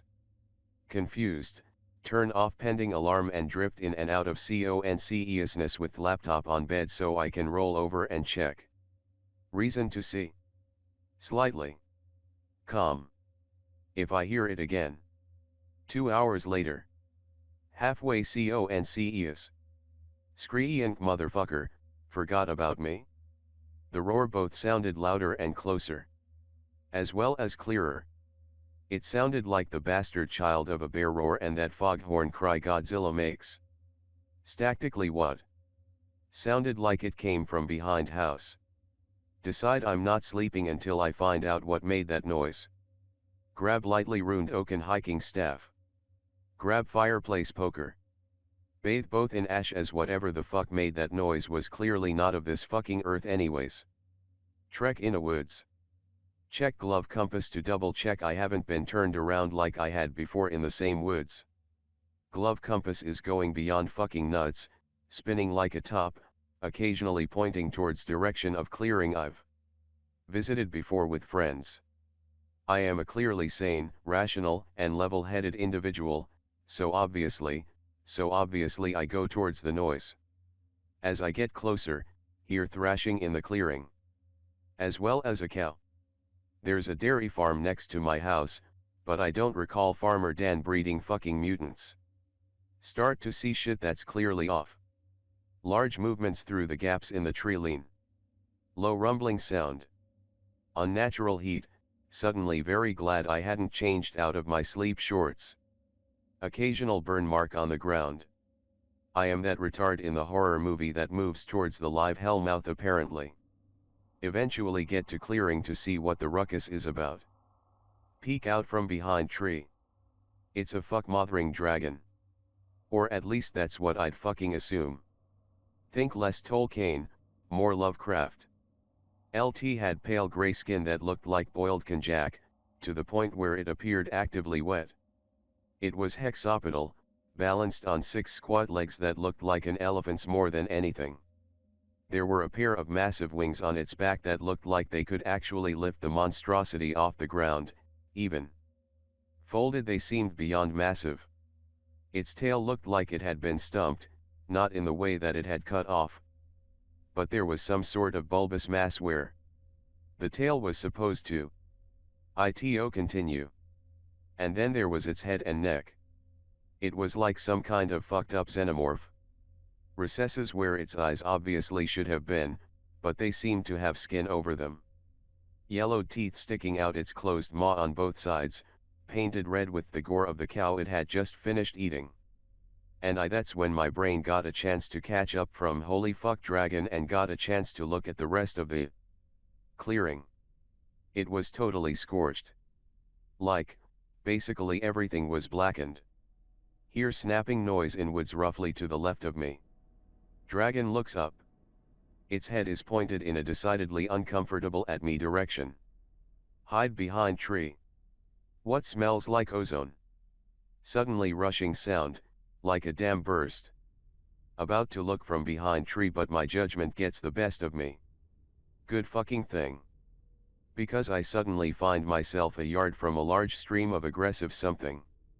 To this day I can't figure out what it was exactly. Going out of green text here for a second, it didn't seem to be exactly fire or a flammable substance, the movement was too jerky, but it didn't spark or crackle like electricity, and I still have the right half of my body, so I'm guessing it wasn't plasma. But it was sure as fuck burning anything it touched. A spark got kicked up and burnt a sizable hole in my shirt. Begin tactically praying in Old Norse once the fire dies down. Figure I'm not escaping, so I may as well go out fighting. Jump out from behind tree ready to suicide charge a dragon. Hear rustling from same spot as before. Asterisk boom. Same roar as before. Followed by some decidedly unpleasant shrieking. Slarge gaping hole opened in eye recess. Hear shouting. Get the fuck away from my cows, you fucker. Sholy shit, it's Farmer Dan. Not looking at him, focusing on big fucker. It unfurls its wings and starts flapping, and takes to the sky with surprising expediency for something that had a torso the size of an RV. And it certainly felt like a large aircraft had just taken off. I was nearly bowled over from the force of the wind. It circles in the air once before heading out towards the lake. Stand there for a moment, just plain vanilla dumbfounded. More movement. Brandish fireplace poker. Farmer Dan is now about 10 feet from me. The gun in his hands looked like an old-style break action. But the barrels were ridiculously large in diameter. My brain finally processes the fact that I'm being asked a question. Cannon, what the fuck are you doing out here? Try my hardest to point out this is not the most important question to be asked in this situation. Finally managed to coax an answer out of him. Apparently, several of his longhorns went missing from the pasture, and he caught sight of it moving to that clearing after one more had disappeared. Hunter friends had apparently reported some weird goings on in his backwoods to him. Said they'd found some freaky shit and some biggest nest. Only one dead cow in this clearing however, and no nest to be seen. ITO examine the possible meaning of those facts at the time. Ask. Says he uses it to hunt whatever goes after his cows. Inflection implied this was not the first supernatural entity he'd shot at using this shotgun. Farmer Dan stops me before I get back on the path. Don't tell nobody about this, Anon. No use causing a fuss over some fairy tale nonsense. I am not about to disagree with a man holding what I can only assume is a 2 or less gauge. Walk back home and fall asleep. Wake up later that day. Assuming it was all some sort of fucked up dream. Look down and notice hole in shirt was legitimately there. Brain reeling for not dragon related answers. Half-heartedly settle on this somehow being the shirt I'd burned slightly during a bonfire several years beforehand. Forced to confront reality when I notice said shirt lying on the floor. Decide then and there I'm moving to the largest city I can get to so I don't have to deal with this bullshit anymore. Ask him about the gun. There was a huge rainstorm the next day so a lot of the char was washed out, but sure the fuck enough, when I went back to that clearing several days later it was filled with morel mushrooms, so it had to have been scorched at some point. I don't know what the fuck I saw, and I don't know if /k/ would have any better idea of what it was, but if I ever know that things in the area again, I'm finding as many /k/Amandos as possible, and leading realities, probably, first dragon slaying. Raid. Reposting from earlier thread. Keep in mind this will use both my own memories and second-hand accounts from my parents who remember this incident. Be about 6 years old. Just began sleeping in my own room since we were able to move into a house that allowed for us to have our own room. Excited cause I felt like I was finally a big boy who can live on his own. First night feel hot, like very hot. Live in Texas so heat was not a rare issue but, this felt unbearable. Almost to the point of not being able to breathe. Just go to the living room to sleep and forget about it. Next night the heat returns. But this time feels less warm and more mean. My 6-year-old mind didn't know what malice was so that was the best way I could describe it. Made me want to leave my room but, I couldn't. Something made me so scared that it got me frozen. Tried yelling for my dad but, almost like those dreams where you yell and nothing comes out, same thing here, but I knew I wasn't dreaming. Now here is where my memory gets fuzzy so I am going to go off what my parents remember. Next day I go to my dad and tell him about the past 2 nights. He chalks it up to me being scared all alone in the dark. He decides that day to put a night light in my room and hopefully that helps. Comes into my room that night like he usually does, and this time he reads me a bedtime story, all in hopes to calm me down. He leaves and seemingly that's the end of it. Fast forward to about 2 a.m. or so. The absolute worst blood-curdling scream he has ever heard comes from my room. So loud it actually wakes up the neighbors. My dad is not a fast man, but that day you swear he had super speed the way he was able to get to my room so fast. Our rooms were on opposite sides of the house. Dad basically breaks the door off its hinges and sees me on the floor crying and cowering for my life in a corner of the room. My dad goes on to explain how as soon as he went in he felt this pure aura of just anger and malice. Dad picks me up and bolts you that room. Sleep with them for the next 2 nights. My dad doesn't talk about the room for those days, not wanting to scare me. Tells me that after that he talked to my mom about it. My mom, being religious and an avid believer in the paranormal, tells my dad it has to be some sort of spirit haunting the room. My dad, still skeptical, decides to say fuck it and sleep in the room himself, just to make sure he didn't just imagine it, since he was still groggy and half awake when he came into my room that night. Later that night he tucks me in with my mother and goes to sleep in my room. Next day we find him sleeping in the living room. Mom asks Dad what happened. He begins to go on this huge tirade about how the room made him feel nauseous and almost depressed. Said that the heat itself was bad, but that around 2 a.m. he felt almost suicidal. To the point of thinking to just turn on the car's gas and let it be. My father is not a depressive, nor has he ever had a history of such. Tells my mom that something is definitely fucked up about that room. My sister, she was about 17, hears my dad say this and, as most teenagers do, tend to not believe him, so she says she'll sleep in the room, to much of my mother's dismay. Later that night my sister goes into my room. About 2 a.m., same as last night and same as 2 nights before. She bolts out of my room. And I don't mean run, I mean she almost leaped out of the room with how fast she tried to leave. My mother tells me that she even caught my sister trying to leave the house entirely in a mess of sweat and tears. Later that night, after my sister calms down, my parents ask her what exactly happened. She goes on to explain that she had been touched by something, and not just the normal grazing feel or strange sensation, she means grabbed and groped. She explains that while the room itself became scorching hot, the touches felt like they were setting her on fire, burning her. She said that the pain may have been one thing, but the sheer feeling of anguish and despair she felt while it happened was on an entirely different level. She explained it as the feeling you get when someone you love dies, and you have to see their body in a casket. Of course, to my mother and father, they knew what that felt like, losing a parent and grandparent respectively. My mom finally tells us she wants to sleep in that room. Dad tells her to not and just call a priest or something. Mom says she wants to confirm it herself. Part of me thinks she just wanted to have a piece of the paranormal pie. That night we all go to bed and my mom goes into my room. Same verse as the first, second and third. 2 a.m. and shit hits the fan. This time we hear crashing and screaming.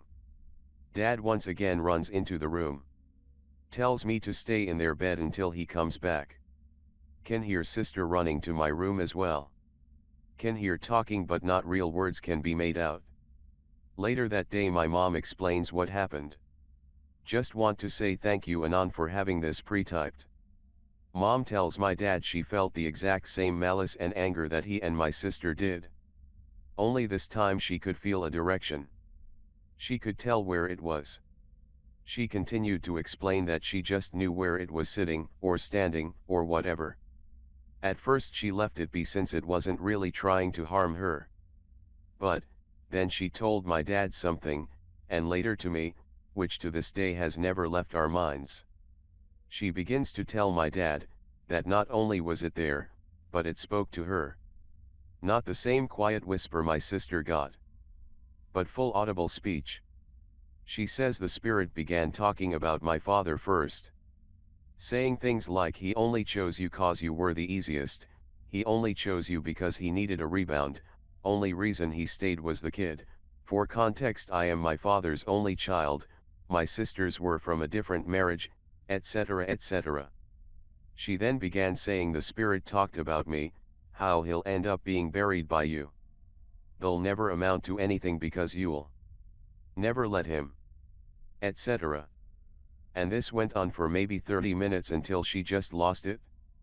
My sister felt fear, my dad felt depression, I felt malice, my mother felt pure unfiltered anger. My mom isn't someone known for her temper, but when she is mad she's terrifying. This was one of those moments. Mom finally told my dad to call a priest to bless the house and exorcise any bad juju. Call a family friend who was also the priest at our local church. Priest comes in and immediately asks, "Can you show me your son's room?" My mother and my father never told him about the room. When asked why he wanted to start there first, the priest just said, "I think that's where I'm needed the most." My mom allows him in and leads him into my room. Priest stops. Almost frozen. Tells my parents that there is something evil. Something cruel in here. And as he said that, he turns to the corner of the room. Same place my mother told my dad she felt it. Priest points and says there, that is where it lives. It's no spirit, it's a demon. I don't know what brought it here nor why it resides in this exact area, but something about this land attracts it. Priest, as he says this, begins to set crosses and candles around the room, grabbing his holy water. Begins to pray and spread the holy water. As he's doing that, the whole room goes hot. Hotter than anyone has ever felt it. To the point where we were all drenched in sweat as this happened. Priest is praying and spraying at this point. Looked like a movie almost. The whole time it felt like something was struggling, clinging to the room. And then after 30 minutes it stopped. No more heaviness. Temperature went the same as the rest of the house. Everything felt normal. Priest then says that it decided to go, it knew that it couldn't stay. Fast forward about 2 years and my father and priest friend decided to discuss what exactly happened. Priest begins to explain that for some reason the demon felt an abnormal amount of attraction to that one area, that one bit of the house that was full of malice and anger. Says he researched the house and from what he knows no one was ever killed there, or Indian burial ground or any of that crap. Just something there fed its evil nature.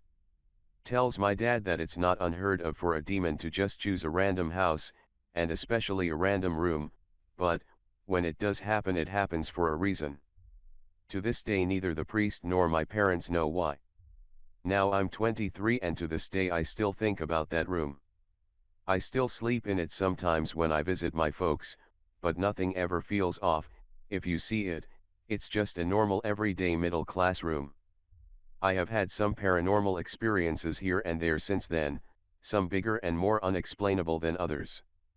But, nothing ever tops this one, nothing ever gets close to this one. It has always stuck in my mind. It is possibly why I still believe in the paranormal at all. Just the amount of evidence I witnessed firsthand those 2 weeks or so was enough to tell me this isn't all superstition and voodoo. I still wonder sometimes what it was that attracted that thing to my room. Not my parents. Not my sisters. Nowhere in the house. But my room. Maybe demons are just more attracted by toddlers since they are more innocent and easier to corrupt? I'm not theologian so I can't say for sure.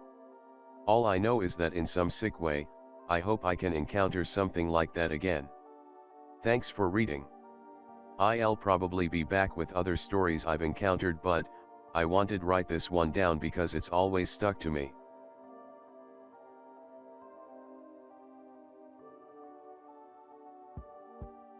Thank you for 1000 subscribers and for watching my videos.